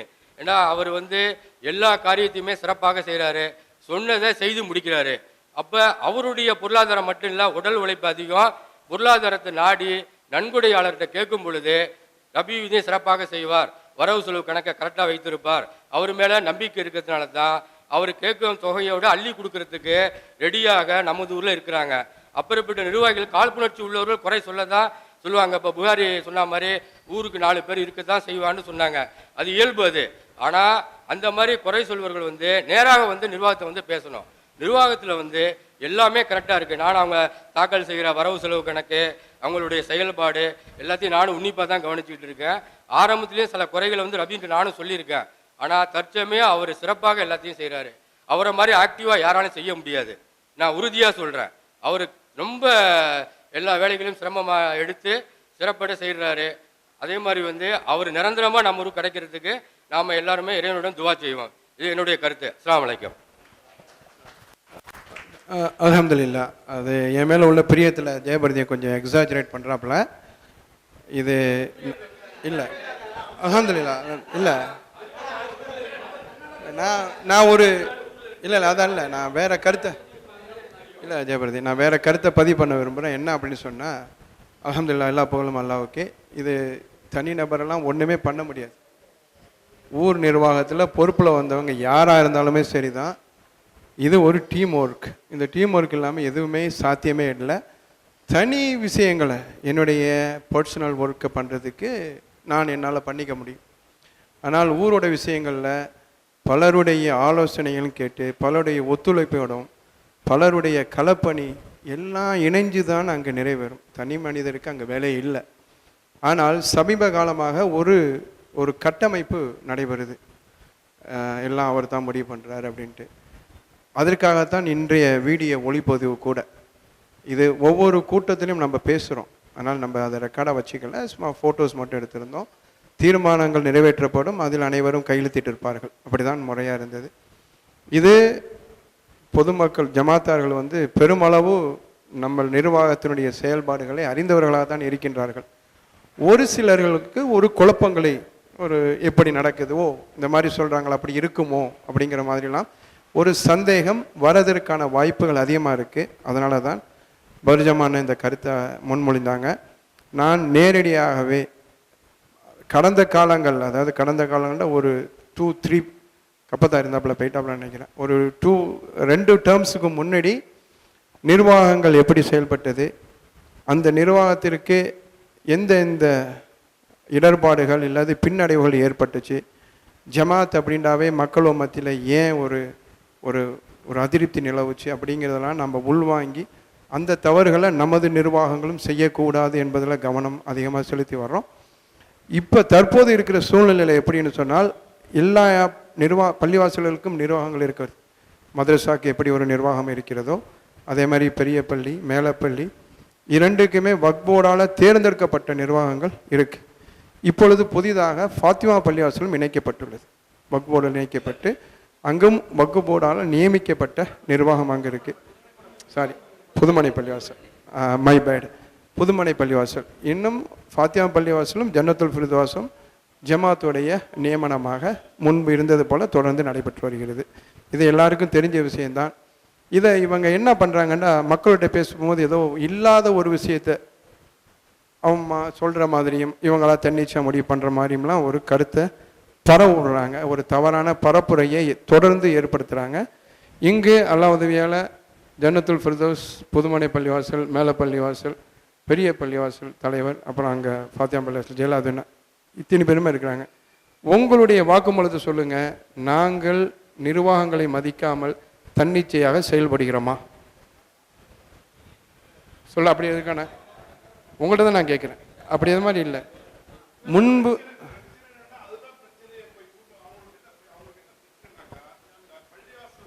இந்த காலத்திலுமே வந்து பள்ளிவாசலும் ஜமாத்தும் ஒன்னா இருந்தது கிடையாது. ஜமாத்து வேற, பள்ளிவாசல் வேற. அவங்களுக்கு பிடிக்காது, இவங்களுக்கு பிடிக்காது. இந்த மாதிரி தான் ஊர்ல வந்து நிறைய பிரச்சனைகள் நடந்துச்சு. அது யாரும் தீர்த்து வைக்க முடியல. இன்னைக்கு நம்ம எல்லாம் ஒன்னா இருந்து செய்யறது மற்றவங்களுக்கு பிடிக்கல. இதான் ஒரு வெளியே உங்களை வந்து ரபீதினை தனியா டார்கெட் பண்றது எதுக்கு பண்றதுன்னா, அவரு சரியா செய்யறாரு, அதனால தான் வந்து அவரை டார்கெட் பண்றாங்க. வேற யாரும் டார்கெட் பண்றது கிடையாது. ஏன்னா அவர் செய்கிறார் போறாரு வர்றதுனால அவரை தான் டார்கெட் பண்றாங்க. இது வந்து நாங்க எல்லாருமே உறுதுணையா இருப்போம் ஒழிய அதுக்காக வந்து நாங்க யாருக்கு பயந்து கவலைப்பட்டு போறதுக்கு ஆள் கிடையாது. ஆமா, நிச்சயமாக போய் ஒரு அதிகாரியை சந்திக்கிறதா இருக்கட்டும், ஒரு காவல் அதிகாரியை சந்திக்கிறதா இருக்கட்டும், பிடிஓ, தாசில்தார், ஆர்டிஓ அந்த மாதிரி அலுவலர்களை சந்திக்கிறதா இருக்கட்டும், துணிஞ்சி எல்லாரையும் அழைச்சிட்டு பள்ளி நிர்வாகத்தினரும் அழைச்சிட்டு போகிறார், நிர்வாகிகளை அழைச்சிட்டு போகிறாரு, பேசுகிறாரு, நமக்கு சாதகமாக செஞ்சுட்டு இருக்காரு. குறிப்பாக மாப்பாங்கு உள்ள பிரச்சனைனா அவர் தான் டீல் பண்ணுறாரு. ஆனால் எல்லோரும் பக்கபலமாக இருக்காங்க. அவர்கிட்ட வந்து ஒருத்தர் கோபம் வந்தால் கூட அவரை உட்கார வச்சு அமைதியாக அவருக்கு என்ன சொல்ல வந்தாரோ அதை புரிய வச்சு விளக்கம் வச்சு அவரை திருப்திப்படுத்தி அனுப்புகிறாரு ரபீதி. அதில் ஒன்றும் மாற்றுக்கிறதுக்கு இடம் இல்லை. இப்போ நம்ம நத்திரகணி சொன்ன மாதிரி ஒரு வைத்தறிச்ச பொறாமை அப்படின்னு சொல்லுவோம்ல, அந்த மாதிரி தான் எதிரணியில் இருக்கிறவங்க பேசிகிட்டு இருக்காங்க. ஆகாதத்துக்கெல்லாம் மாமியார் வச்சா மண்சட்டி, மருமகம் வச்சா மண்சட்டி, பொன் சட்டி கதையாக எல்லோரும் ஏற்றுக்கிட்டே இருக்காங்க. அது இலக்கு எல்லா ஊர்லேயும் இருக்குது, நம்ம ஊர் மட்டும் இல்லை, எல்லா ஊர்லேயும் இருக்குது, எல்லா நிர்வாகத்துலேயும் இருக்குது. அது அக்பரில் கூட ஒருத்தர் சொன்னாங்க, எங்கெங்கே பள்ளியாச மதுசாரெல்லாம் காசு இருக்காங்கலாம் சண்டை நடக்குது, வம்பு நடக்குது. அதுதான் நம்மளையும் நடக்குது. பள்ளியாசத்தில் என்ன யாரும் ஒரு கோடி சேர்த்து வைக்கல. இருந்தாலும் அந்த பதவி மோகம் மக்கள் புறக்கணிக்கிறாங்க. நம்மளா புறக்கணிக்கிறோம், நம்மளை இது பண்ணுறோம், ஓட்டு போடுறாங்க, தேர்தலில் நிற்கிறாங்க, தோற்றதுக்கப்புறம் ஏற்றுக்க மாட்டேங்கிறாங்க. என்ன ரூல்ஸ் இது? நீ வைக்கிறதுல அப்படி தேர்தல் இருக்காது. வக்போர்ட்லேயும் 2 ஆள் வராங்க, ஆஃபீஸர் வராங்க, தேர்தல் நடக்குது, மக்களும் ஓட்டு போடுது, அவங்க ஜெயிக்கிறாங்க, நிர்வாகம் பண்ணுறாங்க. தேர்தலில் நிற்கிற, தோற்று விட்டால் மறுநாளே ஒரு நோட்டீஸ் அடிக்கிற, அக்கபர் பேசுறீங்க. இது இயற்கை, இதெல்லாம் கண்டுக்கக்கூடாது. நிர்வாகத்தில் இந்த செம்மையாக போயிட்டுருக்கு. பழையாத நிர்வாகமும் சரி ஒத்துழைப்போடு, ஜமாத் நிர்வாகம் நல்லமாக நடக்குது. மேலும் நம்ம ஒத்துழைப்பு கொடுப்போம். இன்னும் பல நல்ல விஷயம் செய்ய இருக்கிறாங்க. இப்போ புதுமண பள்ளியாசம் இல்லாமல் அங்கே சந்தையில் மண்டபம் கட்டுறதா இருக்காங்க. மேலப்பள்ளி பெரிய பள்ளி வணிக வளாகத்தை இழுத்துட்டு புதுசாக கட்டுறதா இருக்காங்க. பல திட்டங்கள்லாம் நிறையா இருக்குது. நம்ம முழு ஒத்துழைப்பு ஜமாத்துக்கு கொடுப்போம். இப்போதும் அஸ்ஸலாமு அலைக்கும். அஸ்ஸலாமு அலைக்கும். ஜமாத்து பள்ளியாச நோயாத்து மேலே குறை சொல்கிறதுக்கு காரணம் என்னன்னு கேட்டால், எல்லாம் நீங்கள் ஒழுங்காக செய்யதான். இதனால் செய்ய முடியாதவங்க உங்கள் மேலே அக்கப்புற சொல்கிறாங்க. அதை நீங்கள் கொஞ்சம் பொறுமையாக ஏற்றுக்குங்க நிர்வாகத்தில் உள்ள நீங்கள். ஏன்னா என் அத்தாவும் வந்து ஜமாத் தலைவராக இருந்து உங்களுக்கு தெரியும். பெரிய தைக்க பள்ளிக்கூடையை எவ்வளோ பேர் ஆக்கிபை பண்ணி வச்சுருந்தாங்க தெரியுமா உங்களுக்கு? இதெல்லாம் ஞாபகம் இருக்கா இல்லை? அந்த இடம் எத்தனை கொண்டா இருந்துச்சு, நீங்கள் எத்தனை பேர் இடமா இருக்குது பாருங்கள். யார் பெரிய தைக்காக்கு பின்னாடி அந்த இடம் எவ்வளோ சின்னதாக இருந்துச்சு, எவ்வளோ ஆக்கிபைட்டு வச்சாங்க, எவ்வளோ எதிர்ப்பு வந்துச்சுன்னு எல்லாம் உங்களுக்கு தெரியும். அது மாதிரி நீங்கள் நிர்வாகம் நல்ல மாதிரி செய்கிறீங்க, அல்ஹம்துலில்லாஹ். நிர்வாகத்து மேலேயே பள்ளியாச நிர்வாகத்து மேலே எந்த குறையும் இல்லை. மேலும் நல்ல விதமாக செய்யுங்கள் தான் என் மன வாழ்த்துக்கள் தெரியுது. விஷயத்தை தெளிவுபடுத்த நிச்சயமாக விரும்புகிறேன். இது யாருக்கும் தனிப்பட்ட முறையில் கொடுக்க வேண்டிய விளக்கம் அல்ல. இதன் மூலமாக ஜமாத்தார்கள் புரிந்து கொள்ள வேண்டும் என்பதற்காகத்தான் இந்த விளக்கம். முதலாவது புதுமனை பள்ளிவாசலை பற்றி சொல்கிறாங்க. அது சொன்னவங்களுக்கு வந்து புதுமனை பள்ளிவாசலுடைய மறுசீரமைப்பை இடிச்சிட்டு கட்டுறதா இல்லாட்டி ரினோவேஷன் பண்ணுறதா அப்படிங்கிறது எல்லாமே பேசப்பட்டது அவர்களுக்கும் தெரியும். வெளிப்படையாக சொல்லப்போனால் RS அப்துல் ஹமீத் அவர்கள் வந்து நம்மளை தான் அணுகுனார். அப்போ நான் நிர்வாகத்தில் பொறுப்பில் எதுலையுமே இல்லை. ஒரு பொதுவான ஊர் மேலே அக்கறை உள்ள ஒரு பொதுநல ஆர்வலராக இருக்கிறத கருத்தில் கொண்டு என்கிட்ட வந்து பேசினார். புதுமனை பள்ளிவாசலை என்னுடைய ஹக்கில் நான் செய்து தருவதாகவும் நிர்வாகங்களுடைய ஒப்புதலை நீங்கள் பெற்று சரிப்படுத்தணும் அப்படிங்கிற மாதிரியும் கேட்டிருந்தார். அன்றைய நிர்வாகம் மேலே பள்ளிவாசலில் அண்ணன் PMA குத்புதீன் இருந்தாங்க முத்தவள்ளியா. அப்போ மேலப்பள்ளிக்கு தான் புதுமனை பள்ளிவாசல் அனைத்து வரவு செலவு கணக்குகளும் ஒப்படைக்கப்பட்டு மேலப்பள்ளியோட நிர்வாகத்தில் நேரடி பார்வையில் புதுப்பள்ளி இணை நடைபெற்றுள்ளது. அந்த நேரத்தில் தான் ஹமீதனை என்னை அணுகி கேட்டாப்புல. நான் எனக்கு வேறு கமிட்மெண்ட் இருக்குது, நான் ஊரில் இல்லை அப்படிங்கிற மாதிரி நான் எவ்வளோ மறுத்தும் இல்லை நீங்கள் இதை எனக்காக செய்யணும்னு சொல்லிட்டு ரொம்ப ஆர்வப்பட்டார். நிச்சயமாக இந்த பள்ளியாசலில் சொன்ன எல்லாருடைய சாட்சியாக அன்னைக்கு அவர் பேசினது உண்மை. அவர் பேசினதில் உண்மை இருந்துச்சு. அவர் ரொம்ப சீரியஸாகவே தான் என்கிட்ட அந்த கோரிக்கையை கேட்டார். சுமார் 1 to 1.5 கோடி அளவுக்காக நன்கொடையை நான் வழங்குறேன்னு சொன்னார். அதன் பிறகு மேலப்பள்ளி நிர்வாகத்தில் நான் போய் தலையிட்டு அவங்களை கேட்கும்போது ஒரு தீர்மானம் நிறைவேற்றினாங்க. சரியான அண்ணன் இருக்காங்க, அது ஒன்றுமே புக்கில் இருக்குது. எழுத்து மூலமாக என்னுடைய தலைமையில் இந்த பள்ளிவாசலை சீரமைப்பதற்கு RS அப்துல் ஹமீது அவர்கள் நன்கொடை வழங்குறாங்க, அதை நம்ம பெற்றுக்கொள்ளலாம், என்ன கண்டிஷன்ஸ் அப்படின்னு சொல்லிட்டு பேசப்பட்டு ரப்பானி அவர்கள் அவங்க தான் கையெழுத்து எழுதினாப்புல அந்த மினிட்ஸில். அதில் சொல்லப்பட்டது என்னென்றால், இது பொதுமக்களுடைய மாப்பங்கால் பெறப்பட்ட பொதுமக்களுடைய பங்கு, நன்கொடையில் இருக்கிற பள்ளிவாசல், அந்த பள்ளிவாசல் கட்டப்பதும் பொதுமக்களுடைய நன்கொடையில் கட்டப்பட்ட பள்ளிவாசல், அதனால் இது பொதுமக்களுடைய பங்களிப்பும் இருக்க வேண்டும். இவர் எவ்வளவு கொடுத்தாலும் மற்ற நன்கொடையாளர்கள் ஊர்க்காரவங்க கொடுக்கறதையும் வாங்கணும், பண்ணிட்டு இது முறையாக கட்டி முடிக்கப்பட்டு பொதுமக்களின் பயன்பாட்டுக்கு வக்ஃப் செய்யப்பட வேண்டும் அப்படிங்கிற மாதிரி எல்லா தீர்மானங்களையும் நிறைவேற்றி அவருக்கு அந்த நகல் அனுப்பப்பட்டு அவர் ரொம்ப ஆர்வமாக இதை செய்வதாக உடனே ஏற்பாடு சொன்னார். இப்போ இந்த புதுமனை பள்ளிவாசலை பற்றி நிறையா பேர் பேசுகிறாங்க, விவரமே தெரியாமல் பேசுகிறாங்க தான் நினைக்கிறேன். ஒரு சில பேர் விவரம் தெரிஞ்சு தவறுதலாக சொல்கிற மாதிரி பேசுகிறாங்க. ஆனால் இல்லை, பொய், முழுக்க பொய்யாக பேசப்பட்டு வீடியோவிலையும் பேசுகிறாங்க. அதில் என்ன அப்படின்னு சொன்னால், புதுமனை பள்ளிவாசலுக்கு முதன்முறையாக ஒரு டிராயிங், புதிய பள்ளிவாசலுக்கான ஒரு ஸ்கெட்ச் எடுத்ததே சென்னையில் இருக்கிற அன்சாரி ஆர்கிடெக்ட் அண்ட் குரூப்ஸ் அவங்கள அப்துல் ஹமீது, நான், அக்பர் ஷா 4 பேர் அந்த ஆர்கிடெக்டோடு இருந்து முதலாக அங்கே பண்ணப்பட்டது. எனக்கு தெரிஞ்சு, எனக்கு முன்னாடி உள்ளவங்க யாருன்னு எனக்கு தெரியாது. அந்த டிசைனை எடுத்து வந்து தான் அப்துல் ஹமீது ஊருக்கு வந்தார். நம்ம அவரோட ஒரு கூட்டத்தை ஏற்பாடு செய்தோம். புதுமனை பள்ளிவாசலில் அந்த கூட்டம் நடைபெற்றது. அந்த கூட்டத்தில் நான் இருந்தேன், மறைந்த இனியம் ஜலாலுதீன், அதோட அனைத்து RS அப்துல் ஹமீதுக்கு நெருக்கமான இருந்த நண்பர்கள் எல்லாமே கலந்துக்கிட்டாங்க. புதுமனை பள்ளிவாசல் நடைபெற்றது. அப்பொழுதும் நாம் முயற்சி செய்தது புதுமனை பள்ளிவாசலை கட்ட வேண்டும் என்று தான். அதுக்காகத்தான் அந்த கூட்டத்தை ஏற்பாடு பண்ணோம். அதுக்காகத்தான் RS அப்துல் ஹமீது நம்மளை அணுகியிருந்தார். அப்போ முழுக்க நாங்கள் அந்த பள்ளிவாசலை கட்ட வேண்டும் என்று நடைபெற்ற கூட்டத்தில் ஒரு சிலர் அங்கு குழப்பத்தை ஏற்படுத்தி கட்ட விடாமல் தடுத்தது இன்னைக்கு குறை சொல்லி கொண்டிருப்பவர்கள். நான் சொல்றது புரியுதுங்களா? இன்னைக்கும் நம்ம என்ன பண்றோம்டா, அந்த புதுமனை பள்ளிவாசலை கட்டுறதுக்கு தான் முயற்சி பண்றோம். இன்னைக்கு அவங்க என்ன பண்றாங்கண்டா, அந்த பள்ளிவாசலை கட்டக்கூடாதுன்னு தான் வர்றாங்க.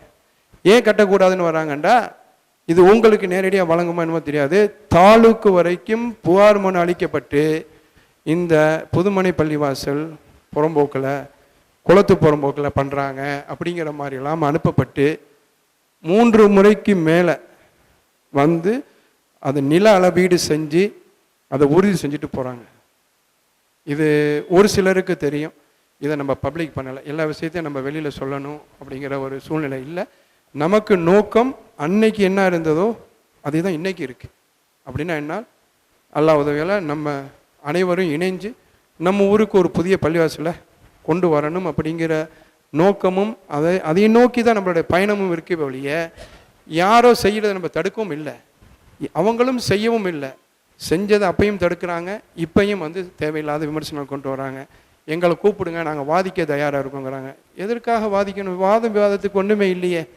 நாங்கள் அதில் ஒரு கேள்வி வைக்கிறாங்க, அல்நூரை வந்து நாங்கள் வேணான்னு சொன்னோன்னு சொல்கிறாங்க. இல்லை, அல்நூர் ட்ரஸ்ட் சார்பாக RS அப்துல் ஹமீது எங்கள் மூலமாக கட்டித்தர தான் சொன்னார். அந்த பள்ளிவாசலை கட்டி கொடுக்கறதுக்கு தான் நம்ம ஏற்பாடு செஞ்சோம். அந்த ஏற்பாடுகளை தான் அவர்கள் தடுத்தார்கள். தடுத்து விட்டு இப்பொழுது குறை சொல்லிட்டு இருக்காங்க, இங்கே எங்களை கூப்பிடலாம், உங்களை கூப்பிடணும். இல்லை, அல்லாஹு ஆலம், நாங்கள் பொது அழைப்பாகத்தான் இங்கே தீர்மானம் நிறைவேற்றிய பிறகு புதுமனை பள்ளிவாசல் கட்டிட வேலைகளுக்கு பொது அழைப்பு தான் அழைக்கப்பட்டதை விட தனிப்பட்ட முறையில் இல்லை. அதில் அனைவரும் கலந்து கொண்டு துவா செய்து பணிகளை தொடங்கிவிட்டோம். இன்றைக்கும் வந்து எங்களை கூப்பிடணும், உங்களை எப்படி கூப்பிடணும்னு எனக்கு தெரியல. 2வது கருத்து நான் சொல்ல வேண்டியது, அதில் ரொம்ப தெளிவாக சொல்கிறாங்க, உள்ளூரில் படித்த பிள்ளைங்க இருக்காங்க, போகிறாங்க, அவங்களெல்லாம் நம்ம வந்து பயன்படுத்தலான்ட்டு. நான் சொல்கிறேன் திருப்பியும், அந்த புதுமனை பள்ளிவாசலுக்கு முதல் முறையாக அன்சாரி ஆர்கிடெக்ட் டிசைன் பண்ணார். அதற்கு பிற்பாடு ரஃபீக் அசோசியேட்ஸ்னு சொல்லிட்டு கும்பகோணத்துலேருந்து வந்து அவர் ஒரு டிசைன் பண்ணுறாரு. மூணாவதாக அவரே இன்னொரு 3வது டிசைனும் பண்ணுறாரு. அந்த 3வது டிசைன் வந்து என்னன்னா சுற்றிலும் குளத்து புறம்போக்குகளையும் உள்ளடக்கி பெரிய இடமா பெரிய இதாக பண்ண போகிறாரு. அப்புறம் அது ஃபெயிலியர் ஆகுது. சரிங்களா? இது RS அப்துல் ஹமீத் அவர்கள் முயற்சியால் இந்த 3 இது நடந்தது. அதோட ட்ராப் ஆகிடுச்சு. திருப்பியும் புதுமனை பள்ளிவாசல் கட்ட வேண்டும் அப்படின்னு சொல்லிட்டு நம்ம தேர்தலில் வந்ததுக்கு பிற்பாடு தீர்மானம் நிறைவேற்றணும். அதனுடைய தொடர்ச்சியாக நன்கொடையாளர்கள் நம்ம அணுகுனாங்க. அதை பற்றி பேசணும். இங்கே புரிந்துணர்வு ஒப்பந்தம் கையெழுத்திடப்பட்டு அதற்கான பணிகள் ஆரம்பமானது. அதற்கு நம்ம கடந்த கூட்டங்களை கூட சொன்னோம். ஒரு முக்கிய மேஜர் டோனராக பங்களிப்பாளராக நன்கொடையாளராக அருமை சகோதரர் AH அப்துல் அஜீஸ் அவர்கள் வந்து மனப்பூர்வமாக அதை ஏற்று வந்து இந்த கூட்டத்தில் கலந்து ஜமாத் அலுவலகத்தில் அந்த புரிந்துணர்வு ஒப்பந்தத்தில் அவரும் ஒரு டோனராக கையெழுத்திட்டு சென்றிருக்கார். இதை எல்லாமே பொதுமக்கள் ஜமாத்தார்களுக்காக நாங்கள் வெளியிட்டிருக்கோம். அறிவிப்பு மூலமாக வெளியிட்டோம். சரிங்களா?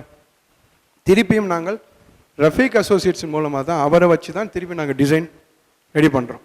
ஸோ அவர் ஃபஸ்ட்டு டிசைன் பண்ணுறாரு, செகண்ட் டிசைன் பண்ணுறாரு, தேர்ட் டிசைன் டிஸ்கஸ் போகும்போது எதிர்பார்த்த அளவுக்கு காஸ்ட்டும் நாங்கள் எல்லாரும் விரும்புகிற மாதிரியான ஒரு டிசைன்ஸும் செட் ஆகலை. அது ஒரு ஒரு ஒரு ஸ்டீரியோ டைப்பாக வருது, ஒரு வித்தியாசமாக வேணும் அப்படிங்கிற மாதிரி வரும்போது 3வதாக ஒரு ஆர்கிடெக்ட் அங்கே உள்ள வர்றார் துபாயிலேருந்து.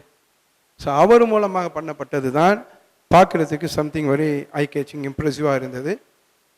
பட்ஜெட்டுக்கும் அவர் சொன்னார், பண்ணி டிசைன் எஸ்டாப்ளிஷ் பண்ணாப்புல. ஸோ அதனால் ரஃபீக் அசோசியேட்ஸ்லேருந்து அவரை நம்ம அவங்களுக்கு உள்ள என்ன ஒர்க் பண்ணாரோ அதுக்கு பே பண்ணிவிட்டு அவரை ரிலீவ் பண்ணி, ஸோ இதில் வர ஒரு 3வதாக ஹக்கீம் அண்ட் குரூப்ஸ்னு ஒருத்தவங்க வர்றாங்க துபாயிலேருந்து. அவங்க டிசைன் பண்ணுறாங்க. அவங்க நிறைய டைம் எடுத்து அவங்க ஒரு டிசைன் பண்ணதும் சொன்னதுக்கும் தகுந்த மாதிரி இல்லை. ஒரு டிசைன் டோட்டலி ஒரு ஆன்லைனில் பிக் பண்ணி ஒரு டிசைனை கொடுத்துட்டு நம்மளை சாட்டிஸ்ஃபை பண்ணிவிட்டு ப்ரைஸிங்ட்டு வர போகும்போது வே டிஃப்ரென்ஸ் இருக்குது. அப்போ அந்த நேரத்தில் தான் 4வதாக ஒரு ஆர்கிடெக்ட் அவர் கொடுக்கறது கோயம்புத்தூரில் APA அச்சைலியர் ப்ராக்ரெசிவ் அசோசியேட்ஸ்னு சொல்லிட்டு ஒரு கம்பெனி. அவங்களுடைய ப்ரைஸ் வந்து அதற்கு முன்பாக புதுக்கோட்டையில் அந்த சகோதரர் கூட அவர் மென்ஷன் பண்ணியிருக்காரு. புதுக்கோட்டை ரஹமத்துல்லா அவங்களுடைய கேட்டம். அவங்க ஹனிஃபா டெக்ஸ்டைல்ஸுக்கு தமிழ்நாடு ஃபுல்லாக பள்ளிவாசல் கட்டுற ஒரு கான்ட்ராக்டிங் கம்பெனி. அவங்கள்ட்டையும் நம்ம ப்ரைஸுக்காக அணுகணும். அவங்க ப்ரைஸும் எக்ஸ்பென்சிவாக இருக்குது. இறுதியாக இவங்க கொடுக்கறதுக்கும் அவங்களுக்கும் டிஃப்ரென்சஸ் இருந்தது. ஒரு 2-3 சிட்டிங்ஸ்க்கு பிற்பாடு we are happy. Actually price wise quality wise எல்லாமே இருக்க போகும்போது இந்த டீம் ஓகேன்னு வரும். ஸோ இவ்வளவு வேலைகள் நடந்துக்கிட்டு இருக்கிறத சும்மா சர்வசாதாரணமாக ஒரு பொய்யை சொல்லிவிட்டு RS நாங்கள் தான் வேணான்னு சொல்லிட்டோம் அப்படிங்கிற மாதிரியும் இந்த புதுமணி பள்ளிவாசலை கட்டுறதில் இவங்க தன்னிச்சையாக பண்ணுறாங்க. இல்லை, அது கண்டிப்பாக இல்லை. நான் தனியாண்டா நான் மட்டுமா பேசுகிறேன் இல்லைப்பா. அவர் அஜீஸ் கூட வந்து இதுக்காக 2 முறை எக்ஸ்க்ளூசிவாக அந்த ட்ரிப்பை எடுத்துகிட்டு வந்தார், போய் சந்திச்சிருக்காரு. நம்ம கோயம்புத்தூரில் உள்ள டீமை இங்கே வரவழைச்சிருந்தோம். ஹனிஃபா டெக்ஸ்டைல்ஸோட கான்ட்ராக்டர்ஸ் அவங்க இங்கே வந்து சைட்டை பார்த்து இவ்வளோ ஒர்க்கும் வந்து தனிநபரால் செய்ய முடியும் நீங்கள் நம்புறீங்களா? முடியாது. இது கம்ப்ளீட்லி டீம் ஒர்க். ஒன்று வேண்டாம் சொல்லலாம், எனக்கு கொடுத்த பொறுப்பை கொஞ்சம் டெடிகேட்டாக சின்சியராக நான் பண்ணுறேன்னு வேணால் நம்ம ஒரு கிரெடிட் எடுத்துக்கலாம். ஒழிய இது தன்னிச்சையாகலாம் நடக்கலை. இது வந்து எல்லாருடைய, ஏன்னா பள்ளிவாசல் ஊருக்கு வர்றதுங்கிறது வந்து என்னுடைய சொந்த வீடு அல்ல, நான் எனக்கு படி செய்கிறது. பல கட்ட இதெல்லாம் இருக்குது. நாளைக்கு எல்லோரும் நீங்கள் கேட்கலாம், அவர் கேட்கலாம். ஸோ எல்லாருக்கும் பதில் சொல்ல வேண்டிய பொறுப்பில் இருக்கும். அதனால் இந்த மாதிரி வீடியோவில் பேசுகிறோம் அப்படிங்கிற நிலையில் ஒரு பொறுப்பை உணர்ந்து பேசணும். அந்த பேசுனது எல்லாமே பொய்யுங்கிறது என்னால் நிச்சயமாக சொல்ல முடியும், நிரூபிக்க முடியும், எல்லாமே இருக்குது. இறுதியாக மதரசாவை பற்றியும் ஒரு கருத்தை அதில் அவர் தெரிவிச்சிருக்கார். ரொம்ப வருத்தம் அளிக்குது. அதை விட இன்னொன்று என்னென்னா, அவர் சொல்கிறதெல்லாம் எனக்கு எல்லாமே தெரியும், அது மாதிரி தான் இந்த ஊர் நடந்துக்கிட்டு இருக்குங்கிற மாதிரியே ஒரு பேசிக்கிட்டு இருக்கார். ஆனால் உண்மை என்னண்டா, அவருக்கு எதுவுமே தெரியல, தெரிஞ்ச மாதிரி பேசிக்கிட்டு இருக்கிறார். மதரசாவை பொறுத்த வரைக்கும் அதுக்கு இங்கே சாட்சியாக இருக்கிறாப்புல. முன்பே எனக்கு வந்து இந்த ஒரு கருத்தை அவங்க சொன்னாங்க. அவங்க சில தகவல்களை சொன்னதை அதை நம்ம மைண்டில் ஏறி அது இப்படி தான் இருக்குமோ அப்படிங்கிற மாதிரி கூட எங்களுக்கு வந்தது. என்ன அப்படின்னு சொன்னால், மறைந்த அல்ஹாஜி சர்ஃபுதீன் அவர்கள் ஊருக்காக என்ன பண்ணிட்டாங்க அப்படின்னு சொல்லிட்டு நான் பெயர் கூற விரும்பவில்லை. அந்த 2 நபர்களுமே கேட்டாங்க. சமீப காலத்தில் யார் வீடியோவில் பேசி அனுப்புகிற 2 நபர்களுமே இந்த கேள்வி எனக்கு நேரில் கேட்குறாங்க. நல்ல ஒரு அப்போ வந்து அதில் ஒருத்தர் வந்து நிர்வாக பொறுப்பில் செயலாளராக இருக்கார், நான் இன்னைக்கு இருக்கிற மாதிரி. அப்படி கேட்கும்போது எனக்கு ரொம்ப ஷாக்கிங்காக இருந்தது. என்ன இப்படி கேட்குறீங்களே அப்படின்னு. இல்லை சொல்லுங்கள் அப்படிங்கிறாரு. இல்லை இப்போ பள்ளிக்கூடம் பள்ளிக்கூடத்தை விட்டுருங்க, அது தவிர்த்து வேறு என்ன இருக்குது, அதை கட்டி கவர்மெண்ட்டுக்கு கொடுத்தாச்சு, வேறு என்ன இருக்குங்க, நிறையா இருக்குது அப்படிங்கிற மாதிரியான அந்த ஆர்கியூமெண்ட், அந்த டிஸ்கஷனில் அவர் சொல்கிற ஒரு விஷயம் என்னென்னா, மதரசா கொள்ளையை கூட அதில் வாங்கி அவர் பள்ளிவாசலுக்கு வக்குப் செய்திருக்கிறார்கள் அப்படிங்கிற ஒரு கருத்தை சொல்லும்போது, உங்களுக்கு தெரியுமா அதெல்லாம் அவருடைய தாயார் பேரில் தான் இருக்குது அப்படின்னு சொல்லிட்டு இவங்க மறுதளிக்கும் போது, அதுதான் உண்மைன்னு நான் நினச்சி என் மைண்டிலையும் அதுதான் ஏறினது அன்னைக்கு. இன்றைக்கு இல்லை, இன்றைக்கி அதே இது இன்றைக்கி வீடியோவில் வருது. இவர்களுக்கு தெரியுமா மதரசா நிலம் இப்படி இருக்கிறது அப்படி இருக்கு. அப்போ அந்த மதரசா கொள்ளையோட நிலம் யாரால் வாங்கப்பட்டது, திருப்பி யாருக்கு வக்கு பண்ணப்பட்டது என்று தெரிந்து கொள்ளக்கூட முடியாத ஒரு இடத்துல தானே அவர் இருக்கார். அந்த வீடியோவில் பேசுகிறவர் என்ன பண்ணுறாரு, இது தெரிஞ்சிருந்தால் அவர் சொல்ல மாட்டார்ல. அப்போ அந்த பத்திரத்தை பார்க்கறதுக்கு அவருக்கு சந்தர்ப்பம் இல்லை. ஆனால் நான் கடந்த 2 வருடங்களுக்கு முன்பாக இந்த டாக்குமெண்ட்ஸை பார்க்கறதுக்கான சந்தர்ப்பம் கிடைத்தது. மேலப்பள்ளி நிர்வாகத்தில் தெளிவாக உள்ளது, மதரசா நிலம் மேலப்பள்ளிக்கு வக்குப் செய்யப்பட்டுள்ளது. அவருடைய தகப்பன தந்திரம் அதுக்கு சாட்சியாக அண்ணனே இருக்காங்க, சொல்லுவாங்க. அந்த பத்திரத்தை நானே படிச்சிருக்கேன். இப்போ நம்மளுடைய அலுவலகத்தில் அதற்கான காப்பி இருக்குது. இப்போ அந்த மதரசா நிலம் மதரசா ட்ரஸ்ட்டுக்கு எவ்வளோ வருது, மேலப்பள்ளி நிர்வாகத்துக்கு எவ்வளோ வருது அப்படிங்கிற அளவுக்கு அளந்து கோடிட்டு, இது இவ்வளவு இத்தனி வரும், இத்தனைக்குள்ளே இவங்களுக்கு வருங்கிற கணக்கீடெல்லாம் நம்மளுக்கு இருக்குது. அது அவங்களுக்கு சொல்ல வேண்டிய அவசியம் இல்லை. அவங்களுக்கு அது தெரியலை. தெரிஞ்சிக்கக்கூடிய இடத்துலையும் அவங்க இல்லைன்னு நான் நினைக்கிறேன். இப்போ இது வீடியோ பண்ண போகும்போது என்ன பண்ணியிருக்கலாம், இங்கே வந்து கேட்டிருக்கலாம், புரியுதுங்களா? அதே மாதிரி தொடர்ச்சியாக ஜன்னத்துல் ஃபிர்தௌஸ், ஃபாத்தியா பள்ளிவாசல், இந்த கதையெல்லாம் போகுது. இது மக்களுக்கு எல்லாமே தெரியும், புரியுதுங்களா? உண்மையாக யாரும் எதுவும் அந்த மாதிரியான ஒரு பரப்புரை இல்லாட்டி ஒரு சந்தேகம் விளக்கம் தேவை அப்படின்னு சொன்னால் மோஸ்ட் வெல்கம். மனம் திறந்து உங்களை வரவேற்கிறோம். நாங்கள் யாரையும் ஒதுக்கலை, எல்லாரோடையும் இணைந்து செயல்படணும்னு ஆசைப்படுறோம். ஆனால் பிரிந்து செல்வது அவர்களாக இருக்கின்றார்கள். அவர்களின் நோக்கம் பதவியும் தன்னுடைய இருப்பையும் வெளிக்காட்டுவதாகத்தான் இருக்கிறதுங்கிறத நான் சொல்லி என்னுடைய விளக்கத்துக்கு நான் நிறைவு கூறுகிறேன். இது விஷயமா அண்ணன் வந்து ஒரு சின்ன செய்தி சொல்லணுங்கிறப்ப எல்லாமே பொய்யுங்கிறது என்னால் நிச்சயமாக சொல்ல முடியும், நிரூபிக்க முடியும், எல்லாமே இருக்குது. இறுதியாக மதரசாவை பற்றியும் ஒரு கருத்தை அதில் அவர் தெரிவிச்சிருக்கார். ரொம்ப வருத்தம் அளிக்குது. அதை விட இன்னொன்று என்னென்னா, அவர் சொல்கிறதெல்லாம் எனக்கு எல்லாமே தெரியும், அது மாதிரி தான் இந்த ஊர் நடந்துக்கிட்டு இருக்குங்கிற மாதிரியே ஒரு பேசிக்கிட்டு இருக்கார். ஆனால் உண்மை என்னண்டா, அவருக்கு எதுவுமே தெரியல, தெரிஞ்ச மாதிரி பேசிக்கிட்டு இருக்கிறார். மதரசாவை பொறுத்த வரைக்கும் அதுக்கு இங்கே சாட்சியாக இருக்கிறாப்புல. முன்பே எனக்கு வந்து இந்த ஒரு கருத்தை அவங்க சொன்னாங்க. அவங்க சில தகவல்களை சொன்னதை அதை நம்ம மைண்டில் ஏறி அது இப்படி தான் இருக்குமோ அப்படிங்கிற மாதிரி கூட எங்களுக்கு வந்தது. என்ன அப்படின்னு சொன்னால், மறைந்த அல்ஹாஜி சர்ஃபுதீன் அவர்கள் ஊருக்காக என்ன பண்ணிட்டாங்க அப்படின்னு சொல்லிட்டு நான் பெயர் கூற விரும்பவில்லை. அந்த 2 நபர்களுமே கேட்டாங்க. சமீப காலத்தில் யார் வீடியோவில் பேசி அனுப்புகிற 2 நபர்களுமே இந்த கேள்வி என்னட்டு நேரில் கேட்குறாங்க. நல்ல ஒரு அப்போ வந்து அதில் ஒருத்தர் வந்து நிர்வாக பொறுப்பில் செயலாளராக இருக்கார், நான் இன்னைக்கு இருக்கிற மாதிரி. அப்படி கேட்கும்போது எனக்கு ரொம்ப ஷாக்கிங்காக இருந்தது. என்ன இப்படி கேட்குறீங்களே அப்படின்னு. இல்லை சொல்லுங்கள் அப்படிங்கிறாரு. இல்லை இப்போ பள்ளிக்கூடத்தை விட்டுருங்க, அது தவிர்த்து வேறு என்ன இருக்குது, அதை கட்டி கவர்மெண்ட்டுக்கு கொடுத்தாச்சு, வேறு என்ன இருக்குங்க, நிறையா இருக்குது அப்படிங்கிற மாதிரியான அந்த ஆர்கியூமெண்ட், அந்த டிஸ்கஷனில் அவர் சொல்கிற ஒரு விஷயம் என்னென்னா, மதரசா கொள்ளையை கூட அதில் வாங்கி அவர் பள்ளிவாசலுக்கு வக்குப் செய்திருக்கிறார்கள் அப்படிங்கிற ஒரு கருத்தை சொல்லும்போது, உங்களுக்கு தெரியுமா அதெல்லாம் அவருடைய தாயார் பேரில் தான் இருக்குது அப்படின்னு சொல்லிட்டு இவங்க மறுதளிக்கும் போது, அதுதான் உண்மைன்னு நான் நினச்சி என் மைண்டிலையும் அதுதான் ஏறினது அன்னைக்கு. இன்றைக்கு இல்லை, இன்றைக்கி அதே இது இன்றைக்கி வீடியோவில் வருது. இவர்களுக்கு தெரியுமா மதரசா நிலம் இப்படி இருக்கிறது அப்படி இருக்கு. அப்போ அந்த மதரசா கொள்ளையோட நிலம் யாரால் வாங்கப்பட்டது, திருப்பி யாருக்கு வக்கு பண்ணப்பட்டது என்று தெரிந்து கொள்ளக்கூட முடியாத ஒரு இடத்துல தானே அவர் இருக்கார். அந்த வீடியோவில் பேசுகிறவர் என்ன பண்ணுறாரு, இது தெரிஞ்சிருந்தால் அவர் சொல்ல மாட்டார்ல. அப்போ அந்த பத்திரத்தை பார்க்கறதுக்கு அவருக்கு சந்தர்ப்பம் இல்லை. ஆனால் நான் கடந்த 2 வருடங்களுக்கு முன்பாக இந்த டாக்குமெண்ட்ஸை பார்க்கறதுக்கான சந்தர்ப்பம் கிடைத்தது. மேலப்பள்ளி நிர்வாகத்தில் தெளிவாக உள்ளது, மதரசா நிலம் மேலப்பள்ளிக்கு வக்குப் செய்யப்பட்டுள்ளது. அவருடைய தகப்பன தந்திரம் அதுக்கு சாட்சியாக அண்ணனே இருக்காங்க, சொல்லுவாங்க. அந்த பத்திரத்தை நானே படிச்சிருக்கேன். இப்போ நம்மளுடைய அலுவலகத்தில் அதற்கான காப்பி இருக்குது. இப்போ அந்த மதரசா நிலம் மதரசா ட்ரஸ்ட்டுக்கு எவ்வளோ வருது, மேலப்பள்ளி நிர்வாகத்துக்கு எவ்வளோ வருது அப்படிங்கிற அளவுக்கு அளந்து கோடிட்டு இது இவ்வளவு இத்தனி வரும், இத்தனைக்குள்ளே இவங்களுக்கு வருங்கிற கணக்கீடெல்லாம் நம்மளுக்கு இருக்குது. அது அவங்களுக்கு சொல்ல வேண்டிய அவசியம் இல்லை. அவங்களுக்கு அது தெரியலை. தெரிஞ்சிக்கக்கூடிய இடத்துலையும் அவங்க இல்லைன்னு நான் நினைக்கிறேன். இப்போ இது வீடியோ பண்ண போகும்போது என்ன பண்ணியிருக்கலாம், இங்கே வந்து கேட்டிருக்கலாம். புரியுதுங்களா? அதே மாதிரி தொடர்ச்சியாக ஜன்னத்துல் ஃபிர்தௌஸ், ஃபாத்திமா பள்ளிவாசல் இந்த கதையெல்லாம் போகுது. இது மக்களுக்கு எல்லாமே தெரியும். புரியுதுங்களா? உண்மையாக யாரும் எதுவும் அந்த மாதிரியான ஒரு பரப்புரை இல்லாட்டி ஒரு சந்தேகம் விளக்கம் தேவை அப்படின்னு சொன்னால் மோஸ்ட் வெல்கம். மனம் திறந்து உங்களை வரவேற்கிறோம். நாங்கள் யாரையும் ஒதுக்கலை, எல்லாரோடையும் இணைந்து செயல்படணும்னு ஆசைப்படுறோம். ஆனால் பிரிந்து செல்வது அவர்களாக இருக்கின்றார்கள். அவர்களின் நோக்கம் பதவியும் தன்னுடைய இருப்பையும் வெளிக்காட்டுவதாகத்தான் இருக்கிறதுங்கிறத நான் சொல்லி என்னுடைய விளக்கத்துக்கு நான் நிறைவு கூறுகிறேன். இது விஷயமா அண்ணன் வந்து ஒரு சின்ன செய்தி சொல்லணுங்கிறப்ப. அல்ஹம்துலில்லாஹி தஆலா பரக்காத்து. இப்போ அன்னூருல் முஹம்மதி மதரசாவுடைய அந்த நிலம் சம்மந்தப்பட்ட விஷயங்களாக இப்போ இங்கே பேசப்பட்டுச்சு.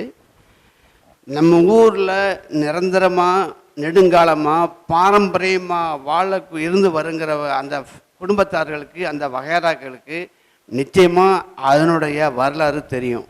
இதில் மாற்று கருத்தே இல்லை. ஏன்னா 1903 ஆரம்பித்த மதரசா இன்றைக்கி 103 வருஷம் தாண்டி வந்துக்கிட்டு இருக்குது. அதற்கான நிலங்கள் எப்படி வந்துச்சுங்கிறதையும் எங்கள் முன்னோர்கள் அதுக்கான டாக்குமெண்டேஷன் எல்லாமே எங்கள்கிட்ட இருக்குது. அதில் எந்த மாற்று கருத்தும் இல்லை. சதுபதி அண்ணன் ஹயாத்தாக இருந்த காலகட்டத்தில் 2 வேலையை செஞ்ச ஒரு முதல் வேலை புதுத்தெரு முனையில், புள்ளொழி தெருன்னு சொல்லுவோம். இப்போ புதுத்தெருன்னு சொல்லிகிட்டு இருக்கோம். அந்த முனையில் அப்பா மகன் இப்ராஹிம் அப்துல்லா மகன், அதாவது இப்போ இறந்து போனாங்கள மருகம் ஏபிஎம் குத்துபதன்னு அவர் மகன் தம்பி கமாலுதீன் இருக்கார்ல, அந்த வீட்டை யார் பேரில் சதுபதினை வாங்குறாருண்டா தன்னுடைய தாயார் அபீபம்மாளுங்கிற பேரில் சதுபதினை வாங்கி அது என்ன பண்ணுறாப்புற மேலப்பள்ளி வாசலுக்கு வக்கப் செஞ்சுட்டாரு. அந்த பத்திரம் இன்றைக்கி பள்ளியாசலில் இருக்குது. அதை வேண்டாம், எப்போ வேணாலும் மேலப்பள்ளியில் அந்த தலைவர் இருக்கார், அவர்கிட்ட நீங்கள் தெரிஞ்சுக்கலாம். அதன் பிறகு சதுபதின காலத்தில் ஜலால்னா ஹயாத்தா உள்ள காலத்தில் அந்த மதரசா சொத்தை அங்கேருந்து பள்ளியாசலுக்கு வாங்கணுன்னு ஒரு நோக்கத்தில் ஏற்பாடு பண்ணுறப்ப சதுபதின அந்த 4 பத்திரமாக யார் பிள்ளை எழுதுறாரு கேட்டிங்கன்னா முன்னாடி எழுதுது, அதாவது ஏஎம் யூசுப்தீன், அதாவது சங்காயம் யூசுப்தீன் சொல்லுவோம், அவர் பேரில் 1, மருகும் ஈஎன் அலி பேரில் 2, 3வது பிஎன்எஸ் ஆஜாமீதி, இவங்க 3 பேர் பேர்லையும் வாங்கி மதரசாலேருந்து வாங்கி அவங்க பேரில் வச்சு அபிமம்மாள் அவங்க பேரில் 4 பத்திரம் வாங்கி வச்சுருக்காங்க. ஏன்னு கேட்டிங்கன்னா அந்த பள்ளியாசலுக்கு வக்குப் செய்யணுன்ட்டு சதுபதினுடைய நெய்யத்தை வாங்கி வச்சுட்டாரு. வாங்கி வச்ச பிறகு எங்கள் அண்ணன் பீரியடு வர்றப்ப என்ன பண்ணாங்க கேட்டிங்கன்னா, எங்கள் அண்ணன் மருகும் இறந்ததுக்கு பிறகு இனிமேல் அந்த சொத்தை பள்ளியாசலுக்கு கொடுத்துணுங்கிற முறையில் எங்கள் அண்ணனை வச்சு முறையாக அரசு ரிசர்ச் பண்ணி கொடுத்த பத்திரம் இந்த தலைவர் இருக்கார் கேளுங்க. அதுக்கான சொத்து எவ்வளவு மதரசாலேருந்து பள்ளியாசல் கொடுக்கப்பட்டதுங்கிறத தெளிவான அரசு ரெக்கார்டோடு இருக்குது. இப்போ இந்த பேசப்பட்ட செய்தி மதரசாக்கு என்ன மதரசா சொத்து சதுபதிட்ட கிடையாது சும்மா சொன்னாங்கிறதுலாம் எதுவும் புள்ளி விவரம் தெரியாமல் பொத்தம்போக்காக பேச வேண்டிய செய்தி இது அல்ல. அதனால் அவங்க கவனத்துக்கு இதை கொண்டு போனால் இதை தீர தெரிஞ்சால் அதை பற்றி பேசுங்க, இல்லைன்னா அதை கேட்டுக்கிட்டு பேசுங்க, இல்லைங்களா? அதனால் இந்த மதரசாவுடைய நிலம் மதரசாவுக்கும் பள்ளியாசலுக்கும் இருக்குங்கிறதுல இது ஹக்கு. இதை பார்த்தவங்க நிர்வாகிகள் பார்த்துருக்காங்க, பள்ளியாசல் நிர்வாகம் பார்த்துருக்கு. ஏபிஎம் மருகும் ஆனாப்பன அனுவர் அண்ணன் இறந்துருக்காங்களா, இதுக்கு முன்னாடி யார் இருந்தால் மதரசா பொறுப்பு இதில் பள்ளியாசல் பொறுப்பில் இந்த பிஎம்டி ஜெயலலிதா அண்ணன் கமாலுதீன் தலைவராக இருந்தார். செயலாளர் யார்? ஏபிஎம் அனுவர்தீன். இவங்க 2016 to 19 வரைக்கும் நாங்கள் பொறுப்பில் இருக்கிறப்ப அவங்களுடைய பதவி காலத்தை எங்களை ஒப்படைக்கிறாங்க.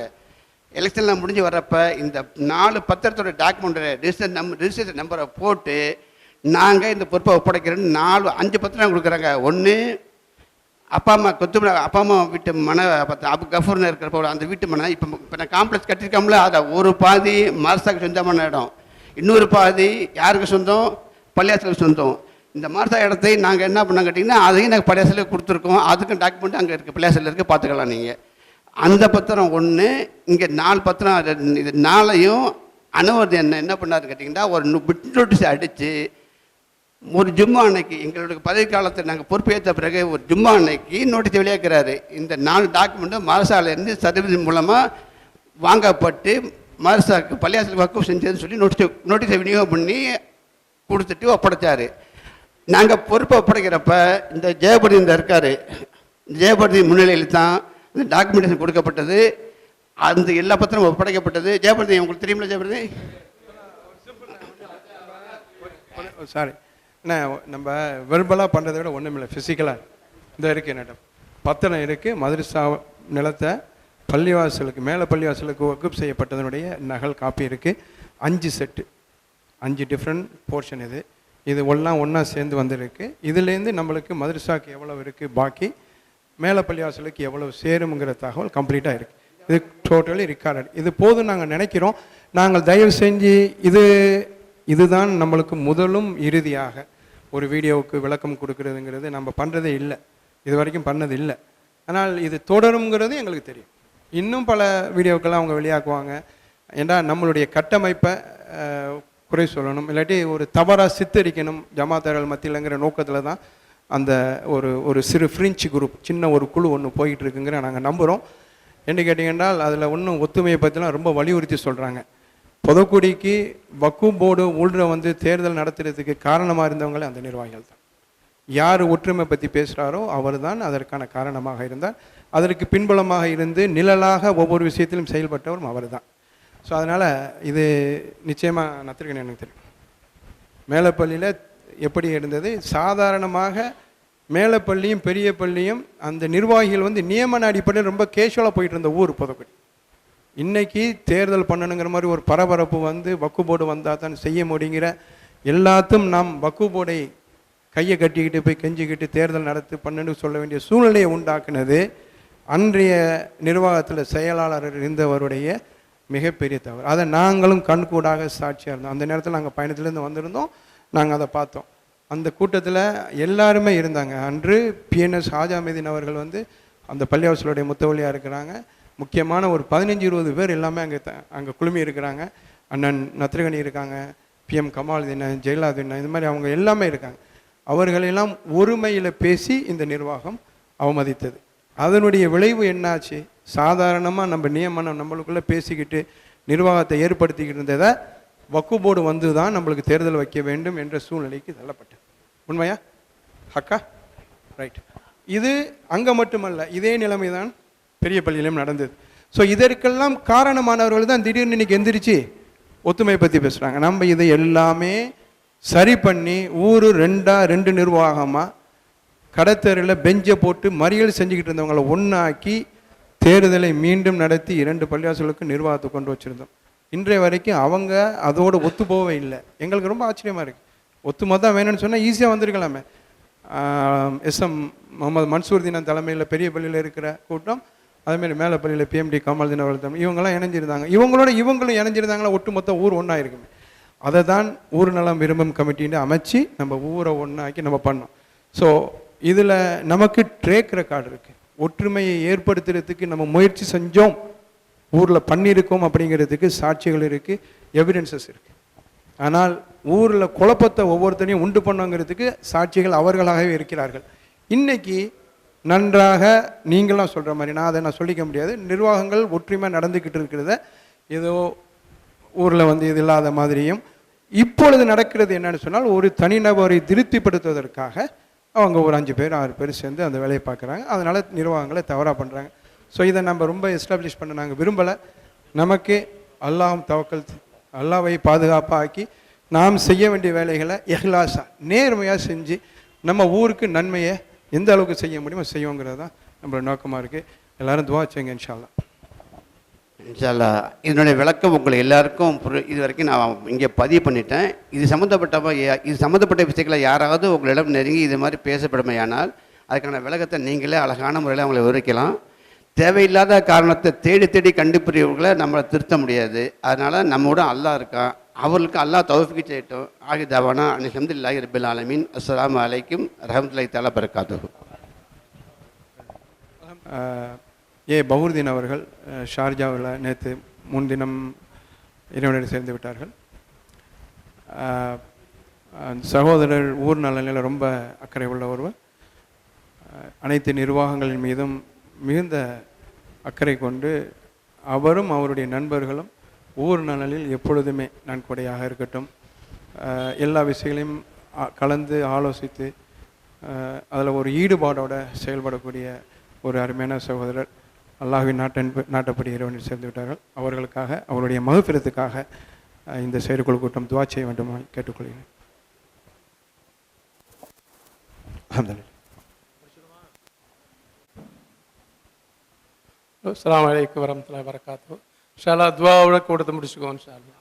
சுப்ஹானல்லாஹி பிஹம்திஹி சுப்ஹானக்கல்லாஹும்ம வபிஹம்திக அஷ்ஹது அல்லா இலாஹா இல்லா அன்த அஸ்தக்ஃபிருக வஅத்தூபு இலைக வல்ஹம்துலில்லாஹி ரப்பில் ஆலமீன். ஸல்லல்லாஹு அலா முஹம்மது ஸல்லல்லாஹு அலைஹி வஸல்லம் ஸல்லல்லாஹு அலா முஹம்மது ஸல்லல்லாஹு அலைஹி வஸல்லம் ஸல்லல்லாஹு அலா முஹம்மது யா ரப்பி ஸல்லல்லாஹு அலைஹி வஸல்லம். அஸ்ஸலாமு அலைக்கும் வரஹ்மத்துல்லாஹி வபரகாத்துஹு.